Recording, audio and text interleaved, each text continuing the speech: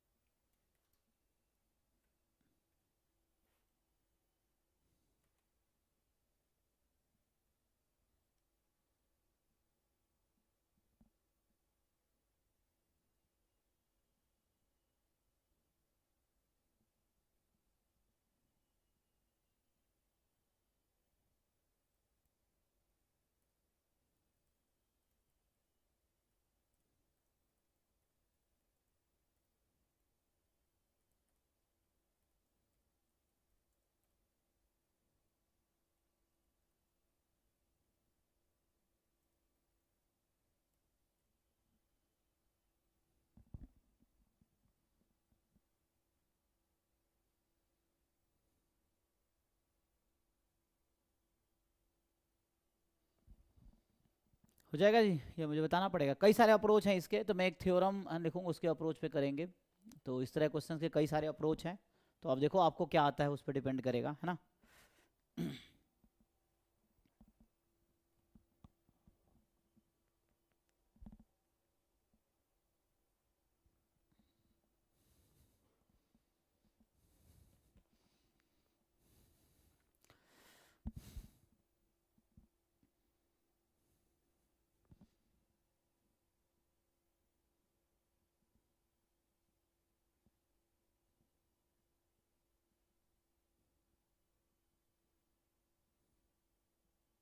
हाँ, hello sir.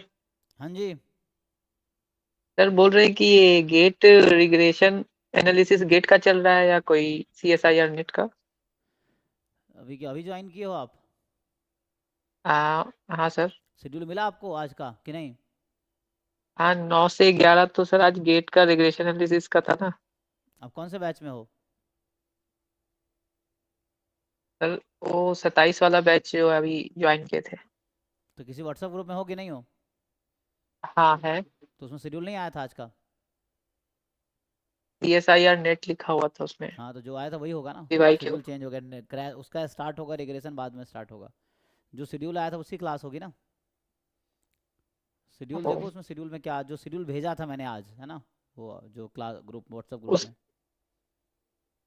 Sir सिर्फ video Google meet का लिंक आता है, उसके नीचे लिखा रहता है कौन सा क्लास है, बस इतना ही। शेड्यूल तो एक शेड्यूल और भी कुछ देते हैं।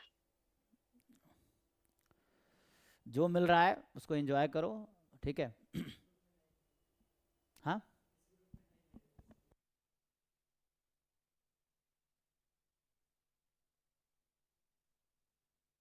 अच्छा, ओके ओके, समझ गए। एक्चुअली ना, आप 27 वाले बैच के लिए हो ये एक्चुअली। अच्छा, हाँ मैं हाँ समझ गया, ओके ओके। एक्चुअली क्या है ना, अभी आप लोगों का एक्चुअली स्टार्ट नहीं किया हमने, है ना। अभी वो स्टार्ट हाँ। होना है, वो बैच अभी स्टार्ट नहीं किया हमने। तो ये एक्चुअली नेट का भी एग्जाम 18 दिसंबर को है ना। तो उसके लिए हम्म। अभी PY की प्रीवियस ईयर क्वेश्चन हम लोग करवा रहे हैं नेट का, ठीक है ना। तो वो चल रहा है अभी, तो अभी आपके लिए ये नहीं, मतलब आप रह सकते हो, कोई दिक्कत नहीं है, लेकिन अभी 27 के लिए मैंने स्टार्ट नहीं किया अभी, ठीक है। उसमें लिंक आया था, और बस सर आप। जैसे हाँ हाँ। अ, आप सर बोल रहे हैं कि हम जैसे अभी पढ़ रहे हैं तो हम गेट 2026 इस साल का भी हम फॉर्म भरे हुए हैं। हम थोड़ा बहुत पढ़े हुए हैं प्रोबेबिलिटी और लगभग कुछ कुछ चैप्टर पढ़े हुए हैं, स्टैंडर्ड और कंटिन्यूअस यूनिवेरिएट डिस्ट्रीब्यूशन, ये इतना दूर तक पढ़े हुए हैं। उसमें कन्वर्जेंस इन प्रोबेबिलिटी तक पढ़े हुए हैं, उससे ज्यादा नहीं पढ़े हैं। उसी का हम सोच रहे हैं कि रिवीजन करके क्वेश्चन बना के और इस बार का गेट थोड़ा निकल जाए, कैसे हाँ होगा उसके निकल लिए जाएगा, थोड़ा देखो गेट इतना बताइएगा। मुश्किल नहीं है। अभी आप ऐप में एडेड हो कि नहीं? हाँ, ऐप में एडिट है। तो ऐप में रिकॉर्डेड लेक्चर्स है ना? हाँ हाँ। तो ऐप में आप वो देखो, उसमें डाउट अभी एक्चुअली ये क्या चल रहा है, नेट का प्रीवियस ईयर पेपर चल रहा है, अभी शायद आप लेट ज्वाइन किए होंगे। इसमें अभी हम लोग 18 दिसंबर को नेट का एग्ज़ाम है। तो ये जो बैच अभी चल रहा है ना, 18 दिसंबर को अभी नेट का एग्ज़ाम है। तो ये जो चल रहा है ये अभी क्रैश कोर्स नाम से हम लोग एक्चुअली PYQ करा रहे हैं। इसमें क्या चल रहा है, मेनली PYQ CSIR नेट का हम लोग कर रहे हैं, ठीक है ना। उसका भी यूनिट 4 हाँ मैं अभी डिस्कस कर रहा हूँ। तो अभी जो है, अभी आप ना जैसे ये रिग्रेशन, चूँकि कुछ मैंने पढ़ाए थे लेक्चर्स, अभी थोड़े कॉलेज का शेड्यूल ऐसा है कि वर्कशॉप चल रहा है, तो चक्कर में मैं बिजी रहता हूँ, तो टाइम का थोड़ा वैसा है, तो थोड़ा प्रिपरेशन करना पड़ता है, मतलब स्पेशली है ना नेट के लिए, उसके लिए तो वो मिल नहीं पा रहा टाइम। सो वैसा है, तो इसलिए अभी क्लासेस हो नहीं रही, क्लासेस होंगी आगे। तो क्लासेस अभी नेक्स्ट वीक से स्टार्ट होगी, मेरा वर्कशॉप खत्म हो जाएगा अभी वहाँ पे, तब उसका और ऐसा है। जैसे गेट 2026 के लिए आप कल शायद बता रहे थे कि रिग्रेशन हाँ, एनालिसिस बचा क्लास हुआ है। रखना था आज मुझे एक्चुअली, वो मैं कल हाँ। बोला होगा, आज नहीं रखा हूँ। तो अभी आप क्या करो, आप रिकॉर्डेड लेक्चर ऐप पे अगर एक्सेस है ना आपको, तो रिकॉर्डेड लेक्चर वहाँ से कंप्लीट करो। डाउट होगा तो अभी 11 बजे डाउट क्लास होगी, उसमें आप पूछना, ठीक है। 11 कितना बजे से सर? 11 से 12, रात को 11 बजे डाउट क्लास के लिए। तो 9 से 11 भी प्रीवियस ईयर पेपर करा रहे हैं हम लोग, जो CSIR नेट का पेपर कर रहे हैं, तो आप 11 बजे ज्वाइन करना डाउट क्लास, ठीक है ना। Okay sir. मैं समझ गया, वो आपके ग्रुप में एक्चुअली शेड्यूल नहीं आया था, जिस ग्रुप में आप हो ना, उसमें मैंने हमने शेड्यूल, मतलब हमारी गलती है, तो हमने भेजा नहीं था, इसलिए आपको पता नहीं है कौन सी क्लास है, ये चीज़ है। सो वैसा है, तो उस ग्रुप में शेड्यूल नहीं आया था। Okay sir. ठीक हम्म। है।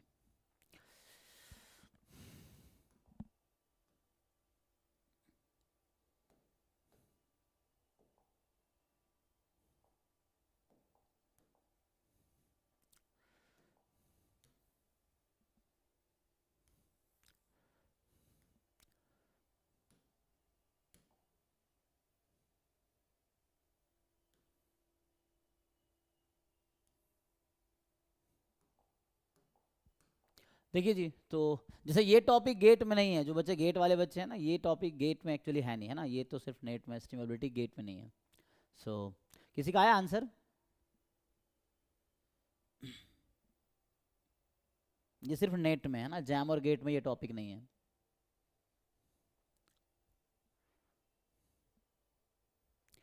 तो क्या अगर मैं एक रिजल्ट लिखूं, कि क्या आप लोग जानते हैं, अगर मैं एक एज अ थ्योरम लिखूं कि थ्योरम है कि मान लीजिए इस तरह से कॉन्सेप्ट है, अभी 3x3 के लिए लिख देता हूँ, है ना। कौन सा अप्रोच, मतलब मैंने कि किसमें कौन सा थ्योरम यूज़ होगा, क्या रिजल्ट यूज़ होगा, वो मैं आपसे पूछना चाह रहा हूँ कि कौन सा रिजल्ट यहाँ पे यूज़ होगा।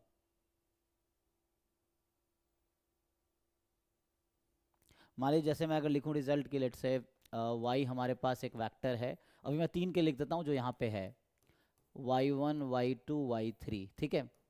ये जो है एक वेक्टर है ना, सो y ये है, एंड बीटा जो दे रखा है, सो मान लो बीटा वेक्टर में ये ले लो, β1 β2 β3, ऐसा ले लीजिए।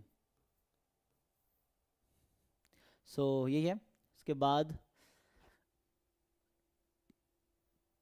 x कोई मैट्रिक्स है, ठीक है। तो आपके पास x एक मैट्रिक्स होगा, कोई एलिमेंट्री ले लो यहाँ पे, अच्छा मैं लिखा नहीं, ठीक है। तो x n क्रॉस p का मैट्रिक्स है, ये ना थ्योरम है, x क्या है, n क्रॉस p का मैट्रिक्स है, और बीटा जो है वो p×1, मैं यहाँ 3×1, ऐसे इन जनरल में लिखूँ तो इन जनरल मान लो ये p×1 है, और यहाँ भी ये p×1 ही होगा नहीं। एक रिजल्ट लिखता हूँ जिसको हम लोग यूज़ करेंगे यहाँ पे। सो y बीटा x तो मैट्रिक्स है, ठीक है ना। सो अब लीनियर मॉडल यह है कि so consider a linear model y is equal to X beta, ठीक है ना। ये x beta x n cross p cross 1, तो ये आ जाएगा n क्रॉस 1। अच्छा यहाँ मुझे चेंज करना पड़ेगा ना, सो ये आएगा n क्रॉस 1, एक बार चेक करना, ठीक है। तो ये आ जाएगा, सो n क्रॉस 1 ही होगा ना, क्योंकि ये x जो हमारा है x क्या, अच्छा मॉडल तो ये होगा एक्सपेक्टेशन ऑफ y, ये ले लो। सो यहाँ से e ऑफ y वैक्टर, तो x तो आपका n क्रॉस p लिया है, ये p क्रॉस 1 है, तो n क्रॉस 1 होगा, तो यहाँ n क्रॉस 1 होना पड़ेगा ना y को, ठीक है। तो consider linear model E Y is equal to X beta.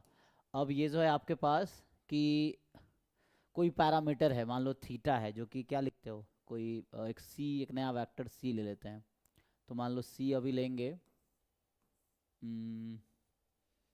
इसमें C1 C2 कहाँ तक आएगा,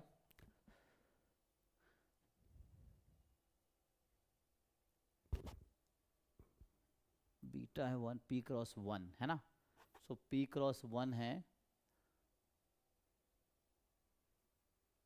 तो something cross p 1 cross p है ना, तो इसमें p क्रॉस 1 इसको भी लेना पड़ेगा है ना। तो क्या होगा, c ट्रांसपोज होगा 1 क्रॉस p, तो ये कांस्टेंट आ जाएगा, ठीक है। तो एक c भी वेक्टर लिया हमने, तो हम ये कह रहे हैं कि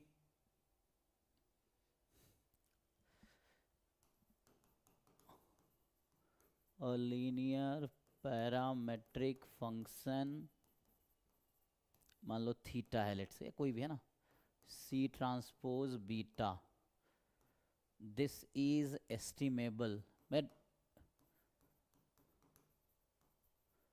सो ये क्या कंडीशन आता है जी, डेफिनेशन या थ्योरम, जो भी रिजल्ट बताओ। तो इसमें क्या लिखोगे, इसको कई जगह, क्योंकि इफ एंड ओनली इफ है ना, तो एज अ डेफिनेशन भी यूज़ किया जा सकता है ये।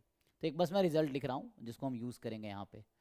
तो कोई कंडीशन बता पाओगे, क्या कंडीशन है यहाँ पे, कब बोल सकते हैं कि ये जो सी ट्रांसपोज बीटा है, जो कि लीनियर फंक्शन होगा है ना, लीनियर पैरामेट्रिक फंक्शन, ये कब बोलेंगे ये एस्टिमेबल है, एनीवन? ये एस्टिमेबल कब बोलेंगे इसको हम,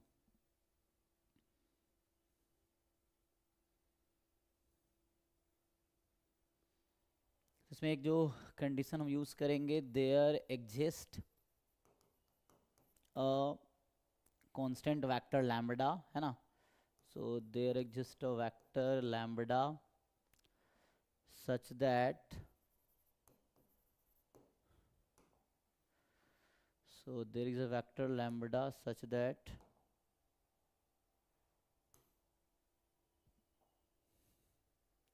मुझे क्या चाहिए, मुझे चेक करना है एस्टिमेबल कब होगा, such that C transpose is equal to lambda transpose x, x तो मैट्रिक्स था, तो ये अभी के लिए ये है, इससे फिट कर पाओगे, देखो इससे फिट करके क्या होता है। सो अब आपको लैम्बडा वेक्टर अलग अगर मिल गया ऐसा, जो कि कांस्टेंट वेक्टर होगा, so there is a constant vector lambda, C भी कांस्टेंट वेक्टर है, so lambda and C constant vector है, ठीक है ना। सो मान लो इसको अभी एक्स आई जे बोल दो, वैसा है। इस रिजल्ट पर ट्राई करो फिट करने का, और बताओ कौन सा ऑप्शन सही हो सकता है, यू यूज दिस रिजल्ट। तो अगर इस पर आप फिट करोगे तो आपको क्या मिलेगा, एक्स मैट्रिक्स कोई बता पाओगे, फिट करो। आप ये समझो कि आपको दे रखा है ई वाई है ना, तो y1 y2 y3 है, तो इसको एज अ आप अगर वैसा लिखोगे ना, जैसे ई ऑफ y1 जो हमें दे रखा है क्या है, 2 beta 1 minus beta 2 minus beta 3, इसके और भी अप्रोच है बट मैं इस अप्रोच से सॉल्व कर रहा हूँ। बीटा 1 नहीं है तो मतलब 0 बीटा 1 प्लस बीटा 2 माइनस, अच्छा बीटा 3 नहीं बीटा 4 है ना, तो एक काम करो सिर्फ उतना ही लिखो जितना है। सो अभी के लिए यहाँ पे है जो गिवन है, beta 2 minus beta 4, expectation of y3 जो होगा beta 2 plus beta 3 minus 2 beta 4, ठीक है। सो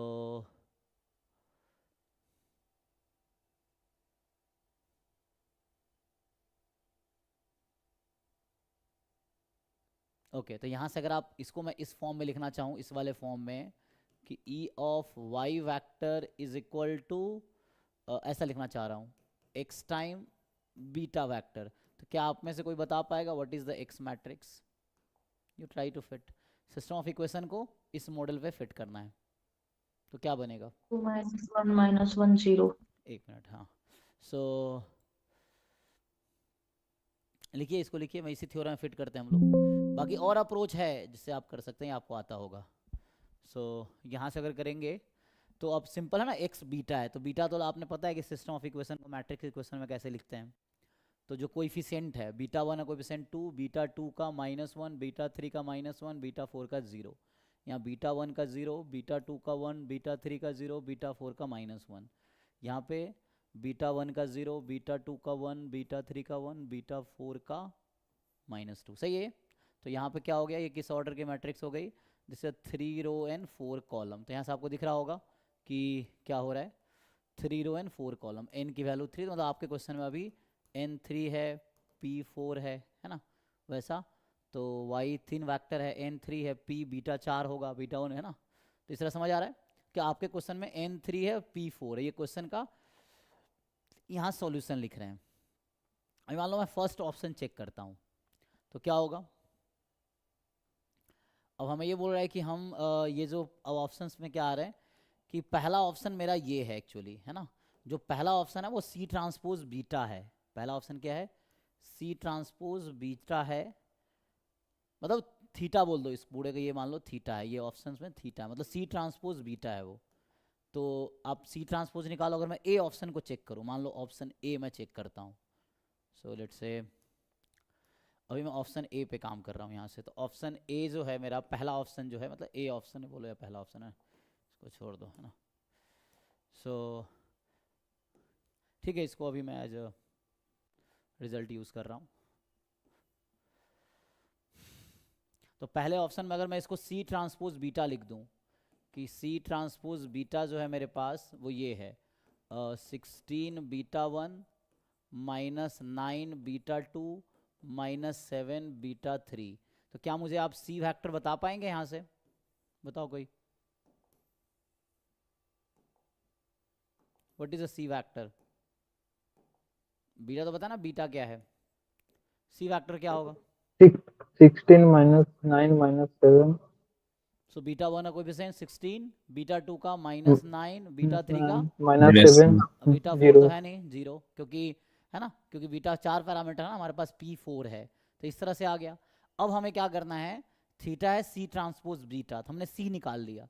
अब क्वेश्चन ये है, there exist a vector lambda, एक वेक्टर मुझे लैम्बडा ऐसा मिलना चाहिए जिसके लिए जो सी ट्रांसपोज है वो लैम्बडा ट्रांसपोज बीटा के इक्वल, लैम्बडा ट्रांसपोज एक्स के इक्वल हो जाए। तो अब आप इसको सॉल्व करो और लैम्बडा निकालो। अगर लैम्बडा मिल जाता है आपको तो एस्टिमेबल है, नहीं मिल पाता है तो एस्टिमेबल नहीं है। ये है, या आप लीनियर कॉम्बिनेशन देखो। एक और इजी वे ये है कि आप देखो क्या इस ऑप्शन को आप क्या इसके लीनियर कॉम्बिनेशन में लिख पाओगे, तो भी किया जा सकता है, एक तरीका वो भी है। लेकिन अभी के लिए आप इसको अप्लाई करो। अब देखो, now you try to find lambda. अब इस इक्वेशन को सॉल्व करो। आपके पास सब कुछ है आपके क्वेश्चन में, है ना। n3 है, मतलब y तो आपके पता ही है, y वेक्टर आपके पास था y1 y2 y3 ओनली। फिर आपके पास p है ना, तो जो बीटा वेक्टर आपके पास है वो है बीटा 1 बीटा 2 बीटा 3 बीटा 4, ये है। एंड y फिर बीटा, x तो matrix already you have 3x4, है ना। सो ये 3x1, ये 4x1, ठीक है। एंड सब कुछ है ना आपके पास। लैम्बडा, लैम्बडा क्या होगा, लैम्बडा जो हमने लिया है, अच्छा लिखा नहीं लैम्बडा किस ऑर्डर का होगा, तो मैट्रिक्स प्रोडक्ट मल्टीप्लाई हो। तो x क्या है, x तो यहाँ पे है n क्रॉस p, तो x n क्रॉस p, तो lambda transpose something cross n होगा, मतलब लैम्बडा ट्रांसपोज होगा 1 क्रॉस n, तो लैम्बडा हो जाएगा n क्रॉस 1, है ना। तो यहाँ लैम्बडा जो होना है इसमें जो आपने लिखा है वो लैम्बडा होगा लैम्बडा 1 लैम्बडा 2 लैम्बडा n, तो ये रिफाइंड होगा, तो ये n क्रॉस 1 होगा, ठीक है। तो ये लैम्डा आपका n क्रॉस 1 का वेक्टर है इस वाले थ्योरी में। सो लैम्डा n क्रॉस 1 है। तो n आपके पास कितना है यहाँ पे, n की वैल्यू 3 है, तो lambda 1 lambda 2 lambda 3। You solve this equation. अब मैं आपको बता दिया है ना, तो आपके क्वेश्चन में जो लैम्डा होने वाला है, सो आपके क्वेश्चन में जो लैम्डा होगा that will be n cross 1 है और n आपका 3 है, तो यहाँ आएगा lambda 1 lambda 2 lambda 3। Now C transpose is equal to lambda transpose x। अब इसको सॉल्व करके आप लैम्डा वेक्टर निकालो कि वो नंबर्स क्या आएगा। अगर वो निकाल पाओगे तो एस्टिमेबल है, नहीं तो नहीं है ना।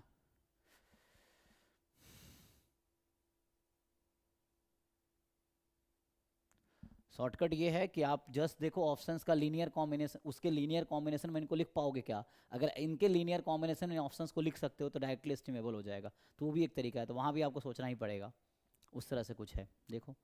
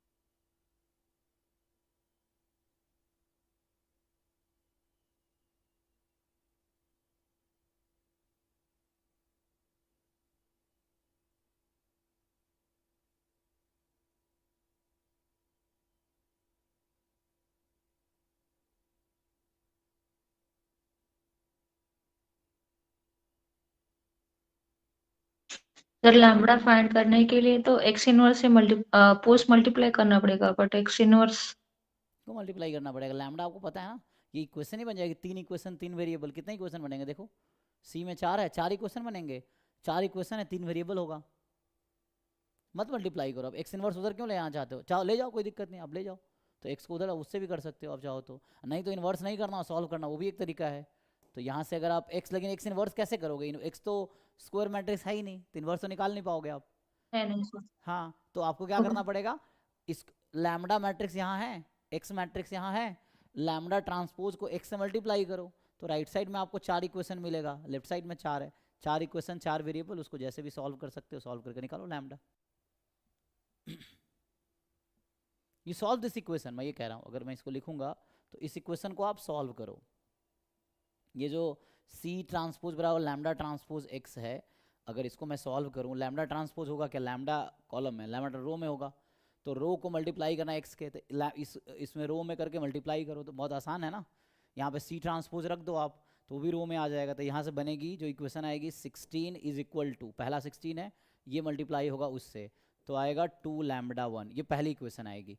फिर अगला है -9, तो -9 इसको मल्टीप्लाई करेंगे सेकेंड कॉलम से, तो minus lambda 1 plus lambda 2 plus lambda 3, फिर ऐसे इसको मल्टीप्लाई करेंगे तीसरे कॉलम से, तीसरा यहाँ क्या है -7, तो -7 इसको मल्टीप्लाई करो थर्ड कॉलम से। सो कैलकुलेशन चेक करना जी, minus lambda plus lambda 3, and इसको फिर मल्टीप्लाई करो फोर्थ कॉलम से, फोर्थ यहाँ 0 है, तो 0 इज इक्वल टू, मैं इसको ही लिख रहा हूँ, मैं बस इसको आप मल्टीप्लाई करके कंपेयर कर लो, तो इसको मल्टीप्लाई करेंगे फोर्थ कॉलम से, तो हो जाएगा माइनस लैम्डा 2 माइनस 2 लैम्डा 3, ये है। अब क्या ये 4 इक्वेशन है और 3 वेरिएबल है, क्या आप सॉल्व नहीं कर सकते। और आपको कोई बहुत बड़ी थ्योरी नहीं लगानी है, एलिमिनेट करते जाओ, एलिमिनेशन मेथड पढ़े हो ना आप, एलिमिनेट करते चले जाओ। सर इस सिस्टम ऑफ लीनियर इक्वेशन से ही हो जाएगा। हाँ, मतलब उतना हार्ड फास्ट थ्योरी यूज नहीं करना बोला, ऐसे ही आप एक एक वैल्यू निकाल लो। जैसे लैम्डा 1 यहाँ से आ गया, अब लैम्डा 1 पुट कर दो यहाँ पे, तो लैम्डा 3 यहाँ से आ गया, लैम्डा 3 यहाँ पुट कर दो, लैम्डा 2 आ गया, यहाँ पुट कर दो, तो इसमें जो वैल्यूज आए उसको यहाँ चेक कर लो।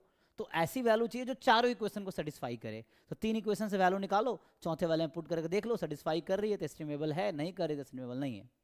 ये sir lambda 1 is 8, lambda 2 is -2, lambda 3 is 1। तो यहाँ से आप ये कह रहे हैं, मैं यही लिख देता हूँ सीधा सीधा। सो आप ये कह रहे हैं कि जो वैल्यू है λ1 इज 8, λ2 इज -2। यहाँ से ना λ1, यहाँ से λ3 आ जाएगा पहले, तो 8 रखोगे आप। एक तो मैंने ऐसा इतना सर्कल कर दिया है तो उससे कंफ्यूजन तो नहीं हो गया। सो अच्छा, ठीक है। तो मैं ये कह रहा हूँ यहाँ पे कि यहाँ से आपने λ1 8 आ गया, यहाँ पुट कर दो λ1 को 8, तो कितना आ जाएगा, λ3 कितना आएगा यहाँ से 1, और λ2 कितना आ गया, λ3 1 ना, और λ3 1, यहाँ से λ2 आएगी, इधर भेज दो -2।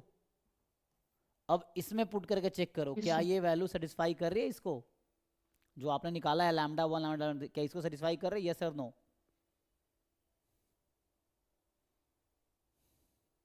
Yes sir. तो यस है, तो इसका मतलब पहला ऑप्शन ट्रू है।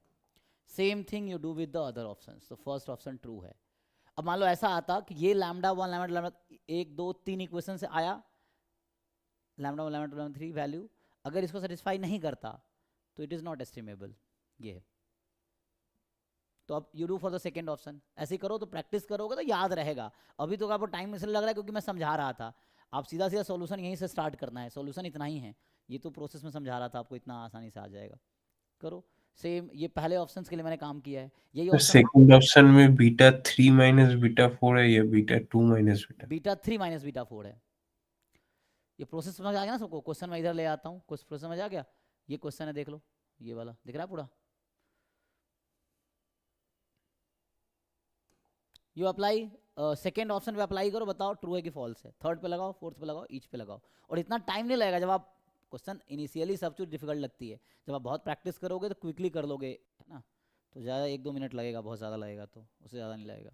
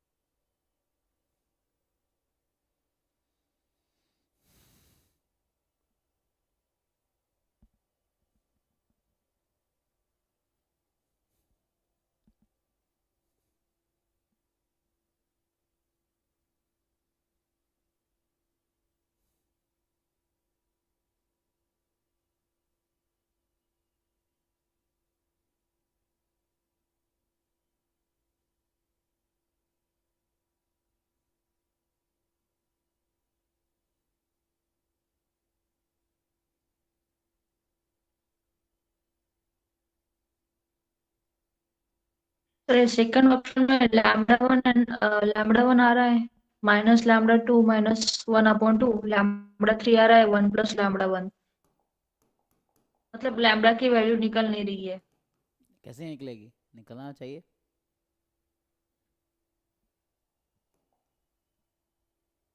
जैसे इसमें निकला वैसे निकले, क्या डिफरेंस आएगा आपको, क्या कहाँ डिफरेंस आएगा?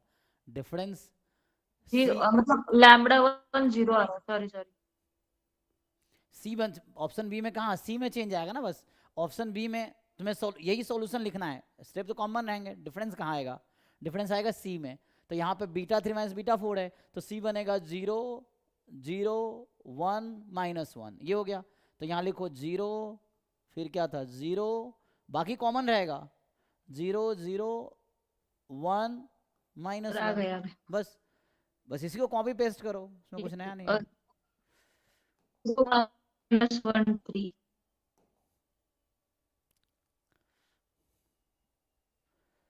मतलब आ रहा है ना, सेकंड ऑप्शन भी ट्रू है, ये कहना चाह रहे हो ना।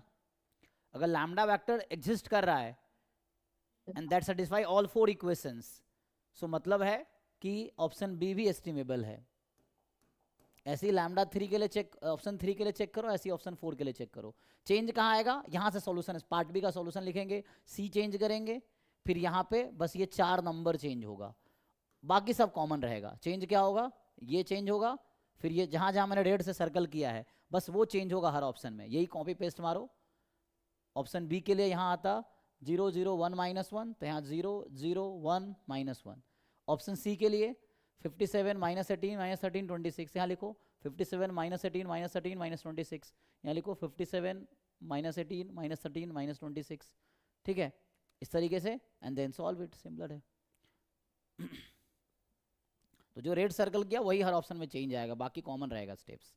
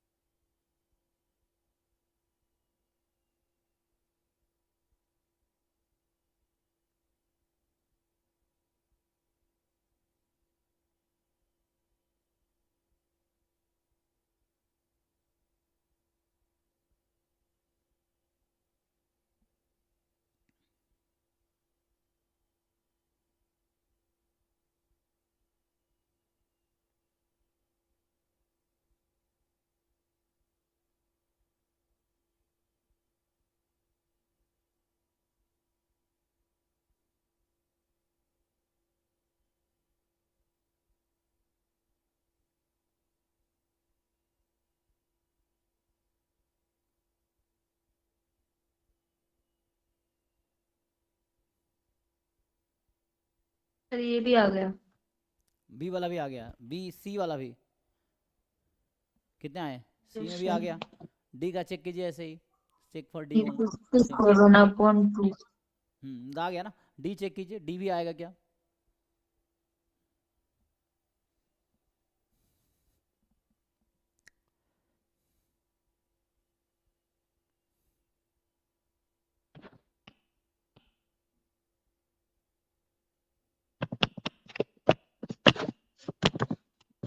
म्यूट कर लीजिए, इनका माइक ऑन है, म्यूट कर लीजिए।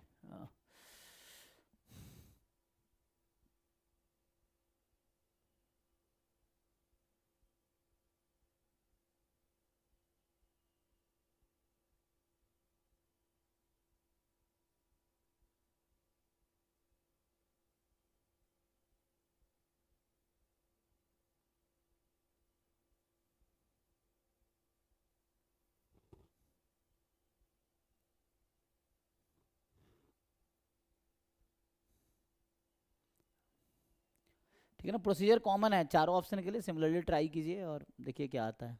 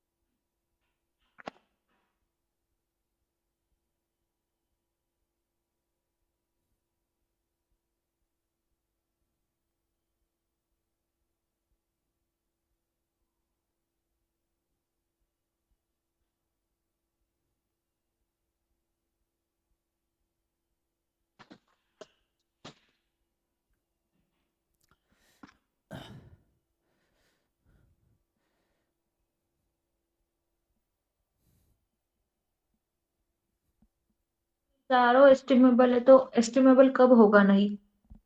फोर्थ में भी एस्टिमेबल आ गया है, यानी फोर्थ चेक किया, ऐसे तुक्का लगा रहे हो।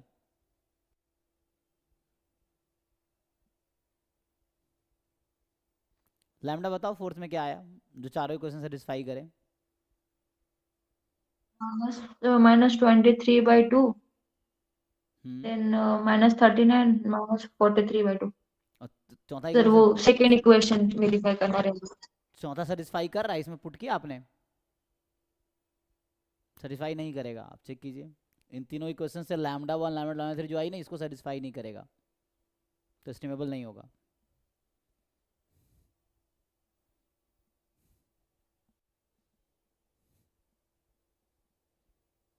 यहाँ 4 इक्वेशन है, 3 ही वेरिएबल है, ठीक है ना, तो चांसेस है कि नो सॉल्यूशन हो। सर नहीं हो रहा है सेटिस्फाई वो। हाँ, तो आपको समझ आया कब एस्टिमेबल नहीं होगा। Yes sir I got. तो फोर्थ फॉल्स है, क्योंकि फोर्थ में तीनों से लैम्डा जो आएगा वो चौथे को सेटिस्फाई नहीं करेगा। So there is no lambda vector that satisfy this equation, ऐसा कोई लैम्डा वेक्टर है ही नहीं। इसको सेटिस्फाई करने का मतलब चारों इक्वेशन सेटिस्फाई होनी चाहिए, और 3 इक्वेशन से हमने वैल्यू निकाली, चौथे में पुट किया, ये चीज़ है। तो यहाँ A B C correct option है। किसी को डाउट है इसमें और?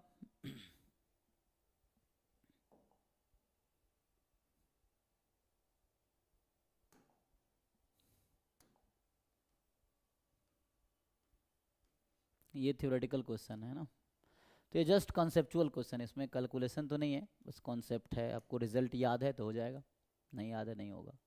देखिए, तो इसमें कह रहा है आपसे कि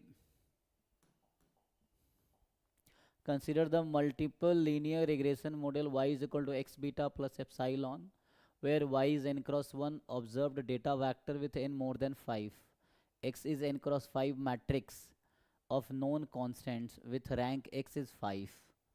अच्छा, x n क्रॉस 5 है, जहाँ n 5 से ज़्यादा होगा, मतलब 6 क्रॉस 5 7 क्रॉस 5 जो भी है, 5 कॉलम है ना, और रैंक 5 है इसका। ओके, तो बीटा वेक्टर जो है बीटा 1 बीटा 2 बीटा नॉट से बीटा 4, तो मतलब 5 पैरामीटर है टोटल, है ना।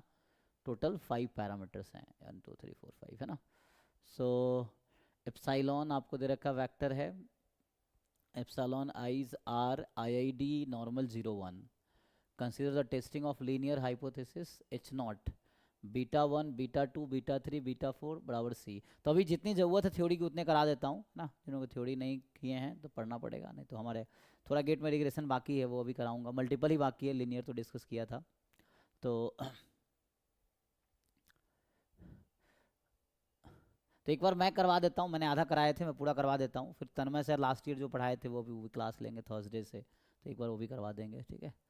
So consider testing of the linear hypothesis. बाकी जिनको देखना हो रिकॉर्डेड, तो पिछले साल का रिकॉर्डेड है, अर्जुना बैच 2025 वाला जो है, जो ऐप पे होगा, तो उसमें आप देख सकते हो, उसमें रिग्रेशन है ना, तन्मय सर ने कराया हुआ है, तो वहाँ आपको फुल रिकॉर्डेड मिल जाएगा जैम और गेट और नेट का रिग्रेशन का, जो पिछले साल कराए थे। So consider testing of linear hypothesis H naught, ये आपको दे रखा है beta 1 beta 2 beta 3 beta 4, this is equal to C, जो कि नॉन कांस्टेंट है, अगेंस्ट द अल्टरनेटिव H1 जहाँ H naught is not true, है ना। इसका मतलब है कि ये चारों C के इक्वल है, तो at least 1 is different than C, ये है। So which of the following statement are true? Sum of squares residuals under H not follow a central chi-square distribution with n-1 degree of freedom. Sum of squares residuals under H naught follow a central chi-square distribution with n-1 degree of freedom. तो ऐसे देख के पता चल रहा है या तो 1 ट्रू होगा या 2, 1 2 में से कोई एक ही सही होगा, है ना, क्योंकि सब कुछ सेम है, बस डिग्री ऑफ फ्रीडम अलग है, तो या तो 1 सही होगा या 2, तो 1 2 में कोई एक सही होगा। The test statistic follows a central F distribution with 5 n-1 degree of freedom. And fourth है the test statistic follows a central F distribution with 4 n-5 degree of freedom. तो सिंपल, जिनको इसका थ्योरम पता है उससे हो जाएगा आसानी से। यहाँ भी देख के लग रहा है कि 3 4 में से कोई एक ही सही होगा, है ना, क्योंकि यहाँ बस डिग्री ऑफ फ्रीडम का डिफरेंस है, सेम ऑप्शन है, तो 1 2 में कोई एक सही होगा, 3 4 में कोई एक सही होगा, तो इसके 2 ऑप्शन सही होंगे, चेक कीजिए। तो ये जस्ट थ्योरी है, इसमें कुछ है नहीं, तो आपको कॉन्सेप्ट पता है इसका थ्योरम तो ठीक है, नहीं है तो फिर आपको याद करना पड़ेगा, ये है, मतलब देखना पड़ेगा, कोई भी बुक खोल लो, नोट्स खोल लो, है ना, उसको देखो एक बार, इसका थ्योरी देख लो और फिर ट्राई करो। जैसे सलभ सर का नोट्स भी है, तुम गूगल करोगे मल्टीपल रिग्रेशन, है ना, सलभ सर के नाम से, तो मिल जाएगा PDF, तो उसमें भी देख सकते हो, और भी हैं कहीं भी देख सकते हो, बट देखो इसका थ्योरी क्या है और ट्राई करके बताओ मुझे क्या आंसर आएगा, नहीं तो फिर मैं थ्योरम लिख दूंगा, फिर उसको यूज़ करेंगे तो हो जाएगा।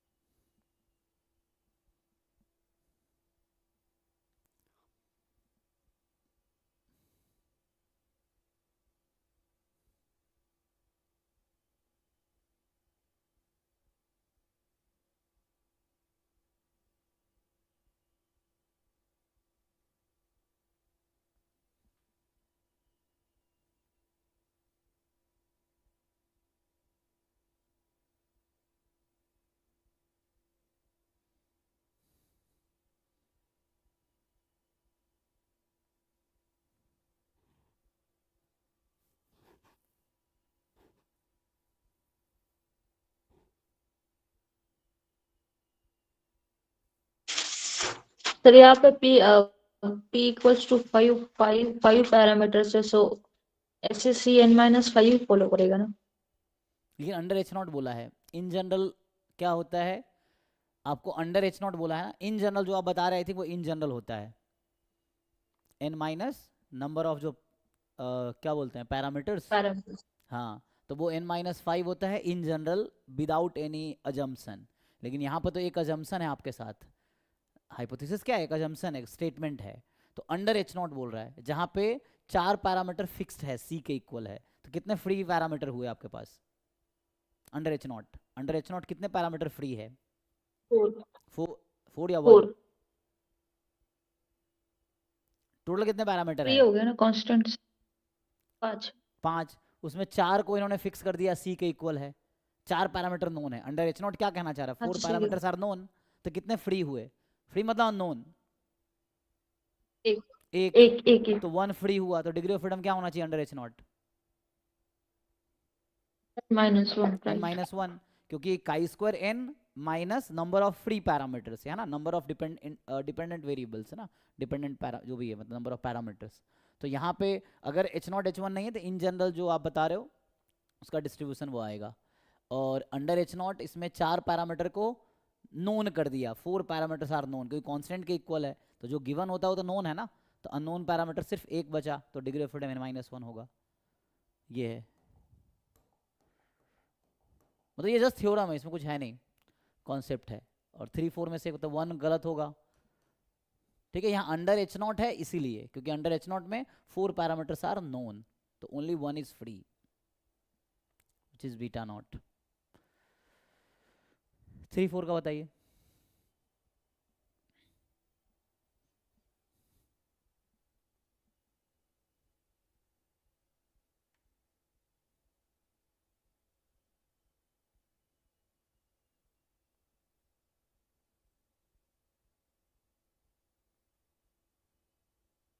सर ये अंडर h0 ही होगा ना अगेन? हाँ, इसमें क्या बोला है, पूछा है, बोला है the test statistics follow a central F distribution within 5 n-1 degree of freedom. यहाँ तो लिखा नहीं अंडर h0, कहीं लिखा है ऐसा? लिखा नहीं है कि अंडर h0 बताना है, तो इन जनरल नहीं सर, बताना है। देन जब तक लिखा नहीं हम कैसे देन एज्यूम फोर्थ करेंगे? देन फोर्थ हाँ, है ना, क्योंकि यहाँ फिर n-1 फोर्थ हो ऑप्शन जाएगा, देन। तो फोर्थ ऑप्शन हो जाएगा, ठीक है ना, क्योंकि जब तक लिखा नहीं हम अज्यूम नहीं करेंगे। तो इसने कहा नहीं कि अंडर h0 है, इन जनरल पूछ रहा है, वहाँ रेस्ट्रिक्ट कर दिया था, ये है। देखिए तो इसमें टेस्ट स्टैटिस्टिक्स में क्या है, वो रेशियो आ जाएगा ना, उससे हो जाएगा। तो क्या आ जाता है? ये सर p n-2। हाँ, तो रेशियो हो जाएगा, तो वही ना, तो काई स्क्वायर है ना, chi square upon chi square वो आपका एफ में चला जाता है, तो उससे ठीक है। तो ये जस्ट थ्योरम है, जिन लोगों को आइडिया नहीं है you just see result, result देखो, इसका बुक खोलो या कहीं से भी इसका पहले थ्योरी इकट्ठा करो, थ्योरी पढ़ो, उस थ्योरी पे इसको फिट करो थ्योरम पे, कि मल्टीपल लीनियर रिग्रेशन मॉडल में टेस्टिंग में क्या टेस्ट स्टैटिस्टिक होता है, उसका क्या डिस्ट्रीब्यूशन होता है, किस कंडीशन में, ठीक है, वो देखना है। And sum of squares residual का डिस्ट्रीब्यूशन क्या है, इन जनरल क्या है, और अंडर h0 क्या है, तो उस थ्योरी पे है। ये भी हम डिस्कस करेंगे ना, इसकी थ्योरी भी। यहाँ पे देखो 117 क्या है,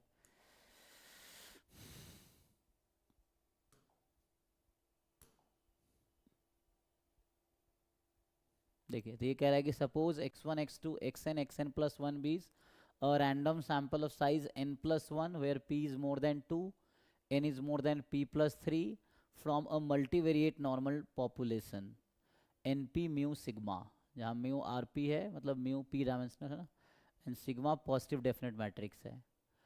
सो लेट x बार पता है आपको, n माइनस एस भी पता होगा आपको, है ना, ये सैम्पल कोवेरियंस मैट्रिक्स है। जैसे सैम्पल कोवेरियंस मैट्रिक्स जो एस स्क्वायर होता है ना पैरामीटर, उसमें 1 पैरामीट्रिक जो यूनिवेरिएट में देखते हैं, तो पूछ रहा है थ्योरम्स हैं, ये भी थ्योरेटिकल रिजल्ट ही है, इसमें क्या है, जस्ट थ्योरम्स हैं ये।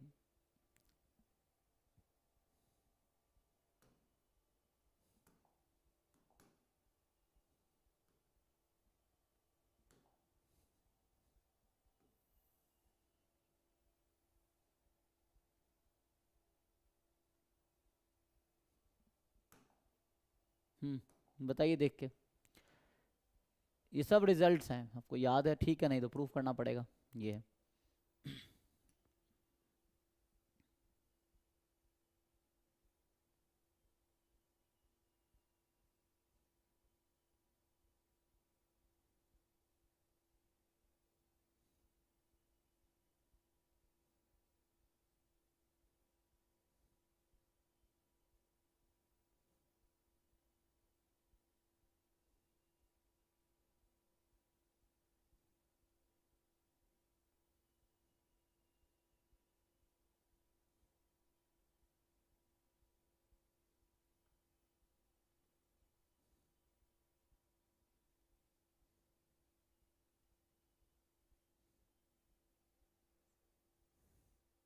सर एस तो n minus one S follow करेगा Wishart p n minus one hmm sir n minus one S follow करेगा Wishart p n minus one sigma. Sir तो यहाँ पे क्या है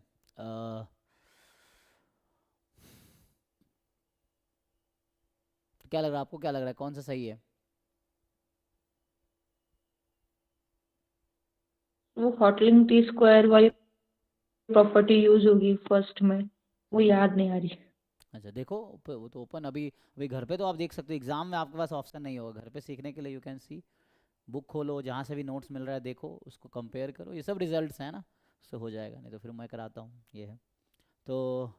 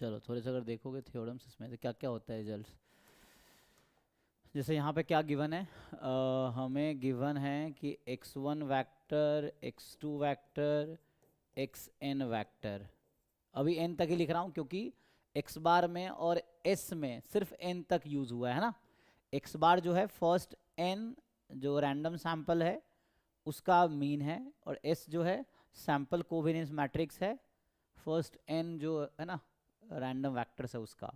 तो अभी इसके लिए लिखेंगे तो क्या बनेगा, पहली बात तो ये बताओ कि x बार का यहाँ डिस्ट्रीब्यूशन क्या आता है, ये जो x बार लिख रखा है x n बार लिखा है वही लिखता हूँ मैं, तो इसका डिस्ट्रीब्यूशन क्या होगा, एंड तो नॉर्मल नॉर्मल क्या, सिग्मा पर यूनिवेरिएट मल्टीवेरिएट, क्योंकि ये तो मल्टीवेरिएट नॉर्मल है ना, ये क्या होगा p multivariate normal, normal p then sigma upon n so 1/n sigma, sigma sigma यहाँ मैट्रिक्स है ना, ओके सो ये हो गया, एंड n माइनस s का डिस्ट्रीब्यूशन क्या होता है, ये जो n Wishart minus p n minus one sigma Wishart p n minus one sigma n minus one comma sigma, बिल्कुल वैसे ही जैसे हम लोग n minus one S square upon sigma square, chi square n minus one होता है univariate normal के case में ना, तो यहाँ मल्टीवेरिएट नॉर्मल है तो विसार्ट में चला जाएगा, ठीक है सो है ना, p को अगर 1 रख देंगे तो ये काई स्क्वायर बन जाएगा, ओके अब आपको ये भी पता होगा s और x बार इंडिपेंडेंट होता है ना, तो मैं अगर पॉइंट वाइज लिखूं तो इसमें ये है कि ये जो xn बार है एन एस है दे आर इंडिपेंडेंट, ये तो है ही, बट यहाँ पे देखो पहला ऑप्शन में क्या किया है, x बार भी है s भी है और xn प्लस वन भी है, तो xn प्लस वन तो सैंपल के बाहर हो गया और वो IID है, तो इवन आप ये भी कह सकते हो जो xn प्लस वन है is independent of x bar as well as s, है ना, मतलब ब्रैकेट में लिख दिया कि दोनों से है, कि जो आपके पास xn प्लस वन वैक्टर है that is independent of both x bar and S, और एक्स बार एस खुद भी एक दूसरे से इंडिपेंडेंट है। ओके, नाउ अब इसका थ्योरम देखना है। जस्ट आपका थ्योरम क्या होता है, होटलिंग टी स्क्वायर पढ़ा है आप लोगों ने, है ना। होटलिंग टी स्क्वायर जो होता है तो उसमें कुछ ऐसा बनेगा जो टेस्टिंग करते हैं आप। तो कौन सा रैंडम वेरिएबल है जिसका डिस्ट्रीब्यूशन होटलिंग टी स्क्वायर होता है? डिस्ट्रीब्यूशन, अच्छा टी एक्स स्क्वायर और बार एफ में क्या माइनस रिलेशन है? म्यू हम्म, क्या लिखते थे वहां पे? टी डिस्ट्रीब्यूशन का ना सिर्फ। टी स्क्वायर और एफ में क्या रिलेशन होता है? F1 common. हाँ नहीं, ये टी डिस्ट्रीब्यूशन वो वाला होटलिंग टी स्क्वायर की बात कर रहा हूँ मैं, इसमें जरूरत नहीं है लेकिन ठीक है, उससे ही आ जाएगा ना। जैसे आपसे पूछा जाएगा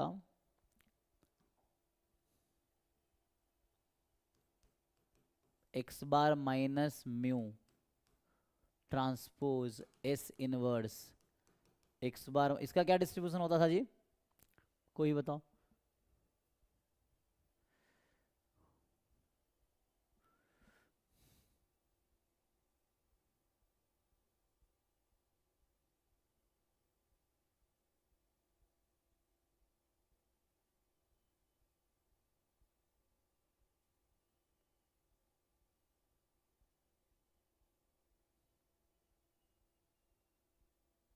बताओ कोई भी, किसी को याद नहीं? अच्छा एन टाइम कर दो, एन टाइम करके था ना। इसका क्या डिस्ट्रीब्यूशन होता था? मेन रिजल्ट्स आप लोगों को याद नहीं है शायद, इसीलिए ना। सो इसका जो होगा ये Hotelling T square distribution N होगा। माइनस हाँ जो कि एन हाँ minus N minus N P minus upon P. Upon P, only P, ये साथ में कुछ और भी था? n-1 रहेगा सर। नहीं, एक तो लिखने में थोड़ा पहले मैंने गलती किया था, ध्यान रखना। ये मतलब पिछले बार जब पढ़ाए थे ना तो शुरू में मिस्टेक हुआ था, बाद में उसको करेक्ट किया था। इसमें रेसिप्रोकल का चक्कर आ जाता है। तो टी स्क्वायर लिखोगे तो इसको, अगर टी स्क्वायर को आप एफ के टर्म में लिखोगे तो क्या लिख सकते हैं जी? टी स्क्वायर को एफ के टर्म में, ये टी स्क्वायर है, इसका नाम टी स्क्वायर है, और इसका डिस्ट्रीब्यूशन क्या होता है? ये T square होटलिंग T square statistic है, और ये टी स्क्वायर का डिस्ट्रीब्यूशन क्या है? पी इंटू, एनीवन कोई बताओ? p into N minus one upon N minus P times F, और यहाँ क्या आएगा? p n minus P, check करो जी, यही था ना। एनीवे तो यहाँ पे थोड़ा अलग है, यहाँ पे क्या बदला है? एक तो n नहीं है तो n को हम इधर शिफ्ट कर सकते हैं। जैसे ये वाला n को अगर मैं उधर भेज दूँ, ठीक है, तो लेकिन म्यू की मतलब ये एक फॉर्मूला है, ये आप देखना,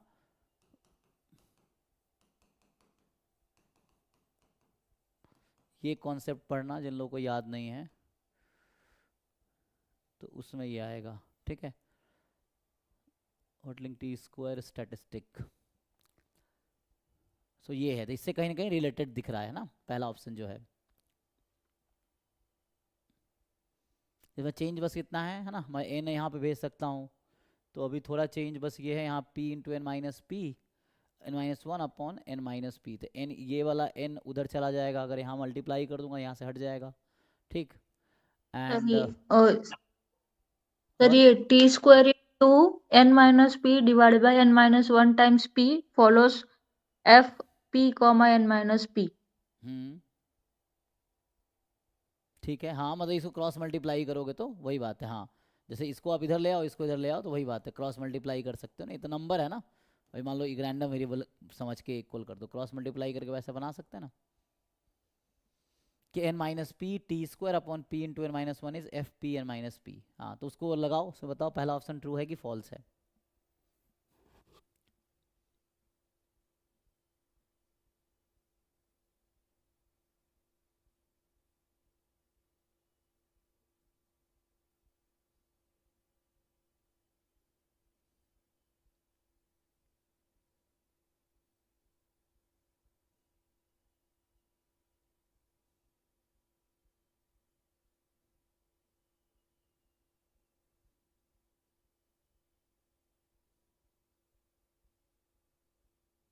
एनीवे इसको आगे लिखते हैं, अभी कुछ और रिजल्ट लिखो फिर देखना क्या होता है।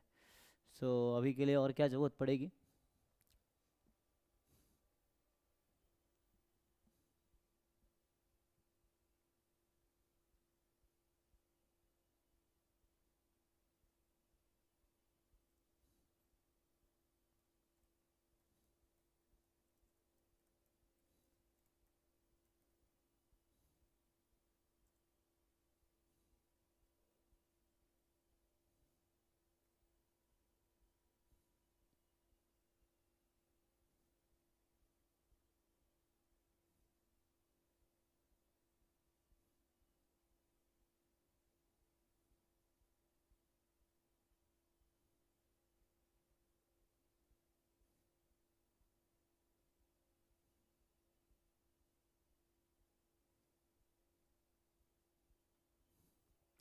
ठीक है, इस पे आते हैं, कुछ रिजल्ट लिखो तो उससे फिर इसको यूज़ हो जाएगा। तो यहाँ पे अगर हम बात करें कि जैसे कुछ और रिजल्ट लिखता हूँ फिर इसको एक साथ यूज़ करते हैं। कितने लिखा है ना? सो 1 2, इसको 3 बोल दो अभी के लिए। तो देखो कुछ रिजल्ट लिखते हैं। सो मान लो तीसरा पॉइंट था ना, 1 2 3। अभी आगे अगर डिस्कस करें, फोर्थ में ये है कि मान लीजिए विसार्ट है आपके, डब्लू का डिस्ट्रीब्यूशन विसार्ट पी, अभी n-1 कॉमा सिग्मा ही ले लो, या अभी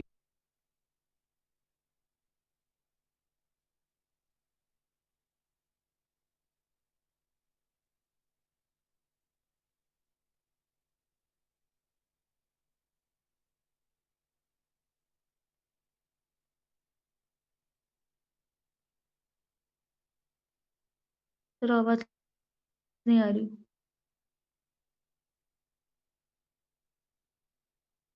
एक मिनट है ना, सो ये माइक ऑफ हो जाता है। मैं कह रहा हूँ एक्सपेक्टेशन ऑफ डब्लू का फॉर्मूला पता है विसार्ट में?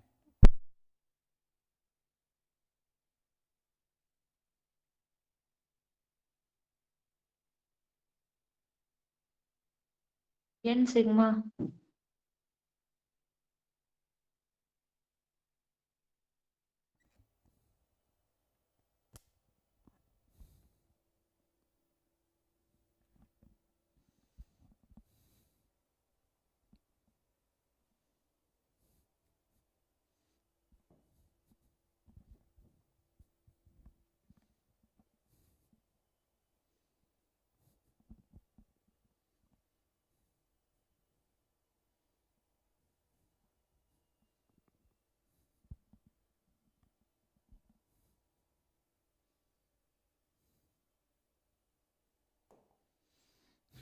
तो ये है n सिग्मा, यही ना? और इसका क्या होता है फॉर्मूला? इसका फॉर्मूला क्या है डब्ल्यू इनवर्स का?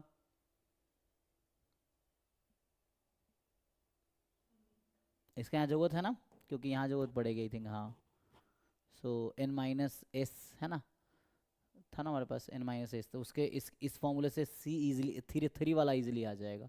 अच्छा वो तो s इनवर्स है ना, हाँ तो n-1 से आ जाएगा। तो इसका फॉर्मूला क्या होता है डब्ल्यू इनवर्स का?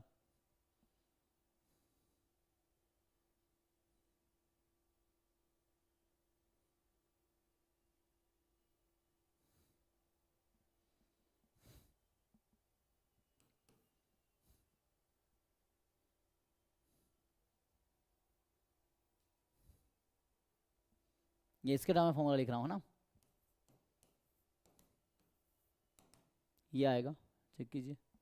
सो अभी आपके केस में तो दूसरा था, आपका जो क्वेश्चन है अगर मैं उससे बात करूं तो हमारे पास हम ये जानते हैं n-1 s है विसार्ट p n-1 सिग्मा। तो expectation of n-1 into S जब आप निकालोगे तो n-1 इंटू सिग्मा, तो ये तो ओके है, तो इसमें कोई दिक्कत नहीं है। हमें इन्वर्स की बात करनी है, तो यहाँ से एक्सपेक्टेशन ऑफ एस सिग्मा आ जाता है, तो ठीक है। हमें चाहिए इन्वर्स, तो n-1 एस इन्वर्स, इसका expectation according to that formula कितना बनेगा? तो यहाँ से आप बनाएंगे, मतलब ये सब फॉर्मूला है, सब कुछ नहीं है।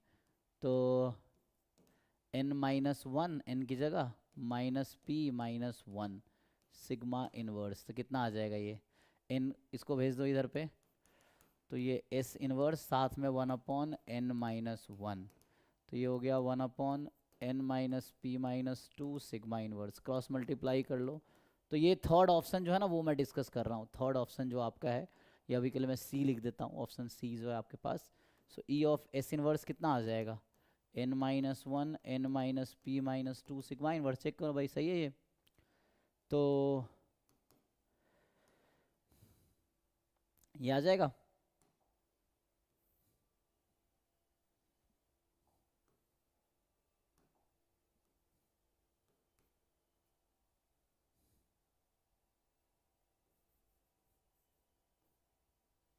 तो ये ऑप्शन है, देखो n माइनस 1 n माइनस, हाँ तो ये थर्ड तो ऐसे डायरेक्टली हो गया, हमने थर्ड तो हमने कर दिया।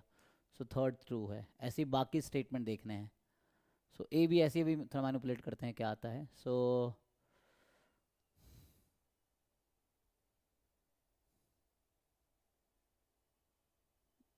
n प्लस 1 है ना, थोड़ा इसमें बस ये डिफरेंस है ना, म्यू आ जाता ना तो डायरेक्ट हो जाता, म्यू की जगह इसने x प्लस 1 यूज़ किया है।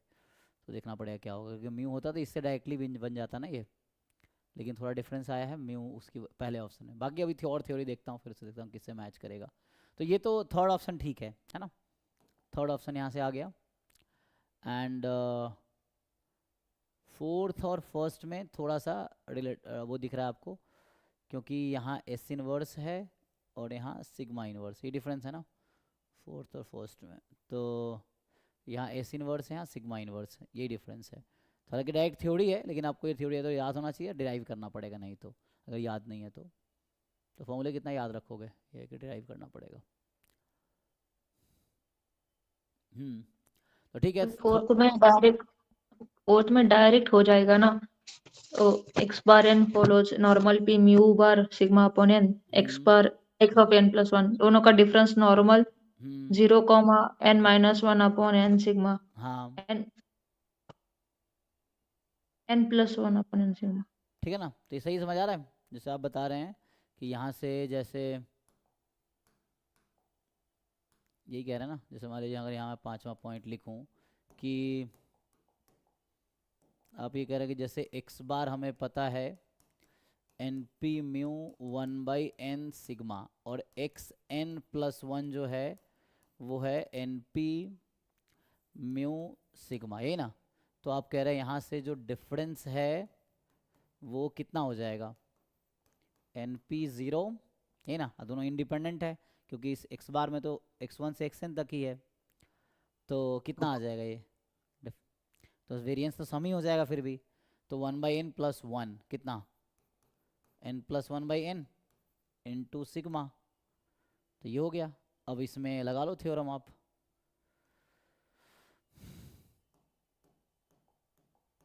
आएगा, चेक कीजिए। ये कहना चाह रहा था क्या, कुछ और चेक कीजिए। Yes sir. ठीक, सो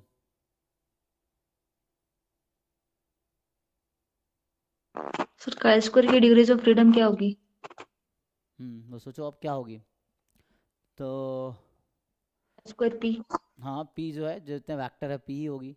तो इसको बस आप चेंज कर लो तो वैसे ही आ जाता ना, x minus mu by sigma whole square, जैसे होता है ना x minus mu by sigma whole square का स्क्वायर 1, अगर उसके अकॉर्डिंग समेशन है तो वैसा हो जाएगा। तो यहाँ पे भी जो आपके पास है x bar minus X N plus 1, ठीक, ये ट्रांसपोज सिग्मा इनवर्स, तो सिग्मा की जगह तो ये पूरा आएगा, तो ये n plus 1 upon n sigma inverse, ठीक है। एंड हमें ऑप्शन लाना है वो, तो x bar minus X N plus 1, और वैसे हम जानते हैं ये काई स्क्वायर p हो गया। अब ये जो कांस्टेंट है इसको पावर -1 है, रेसिप्रोकल है यहाँ पे ना, मतलब यहाँ इन्वर्स है कहने का मतलब, तो इसका तो पावर -1, तो -1 करेंगे तो डिनोमीटर में आ गया, और डिनोमीटर में आया तो इधर आ जाएगा, तो वो चेंज होके सीधा सीधा आ जाएगा हमारे पास। सो यहाँ से हाँ ये तो डायरेक्ट आ गया, X N plus 1 transpose sigma inverse X bar minus, और वो नंबर इधर ले आओ n प्लस 1/n, क्योंकि अगर रेसिप्रोकल यहाँ करोगे तो n अपॉन n प्लस 1 होगा, फिर बाद में क्रॉस मल्टीप्लाई होके यही बनेगा। ठीक है जी, देखिए तो ये आ गया, सही कह रहे हैं। तो ये d तो डायरेक्टली आ गया n plus 1 upon n, okay है, तो फोर्थ सी और डी तो डायरेक्टली आ गया। अब बचा है 1 एंड 2, ठीक। 1 भी आ जाएगा डायरेक्टली इससे, उससे अगर नहीं जाएंगे तो सिमिलर तो यहाँ भी है, बस इसमें डिफरेंस कहाँ आया है, एस की जगह, मतलब सिग्मा की जगह एस आया, बाकी तो कॉमन ही है। तो क्या होता था यूनिवेरिएट में, क्या होता था कि जब आप वैसा लिखते थे कि जब आप इस सिग्मा स्क्वायर है तो सिग्मा स्क्वायर की जगह एस स्क्वायर यूज़ करते हैं तो क्या होता है, जैसे मैं बात करूँ X bar minus mu by sigma, sigma by root N, या समेसन में कह लो, है ना। तो समेसन में जब आप कहते हो, देखो यूनिवेरिएट से मैं इसको रिलेट कर रहा हूँ, सो इससे हाँ आपको दिख जाएगा फिर। जैसे क्या होता है,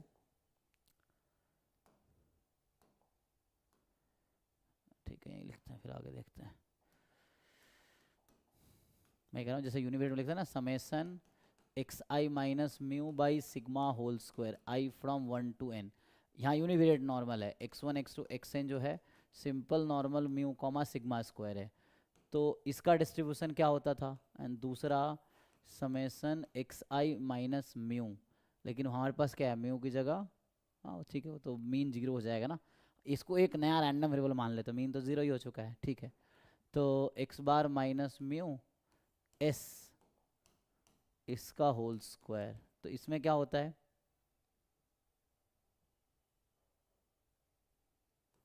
बताओ भाई कुछ आइडिया है इसका। स्क्वायर एन माइनस, लेकिन नहीं इसमें जो है ना ऊपर वाला काई स्क्वायर हो जाएगा, नहीं यहाँ पे जो है सर वो टी टी स्क्वायर का हो जाएगा ना, एस अपॉन रूट एन।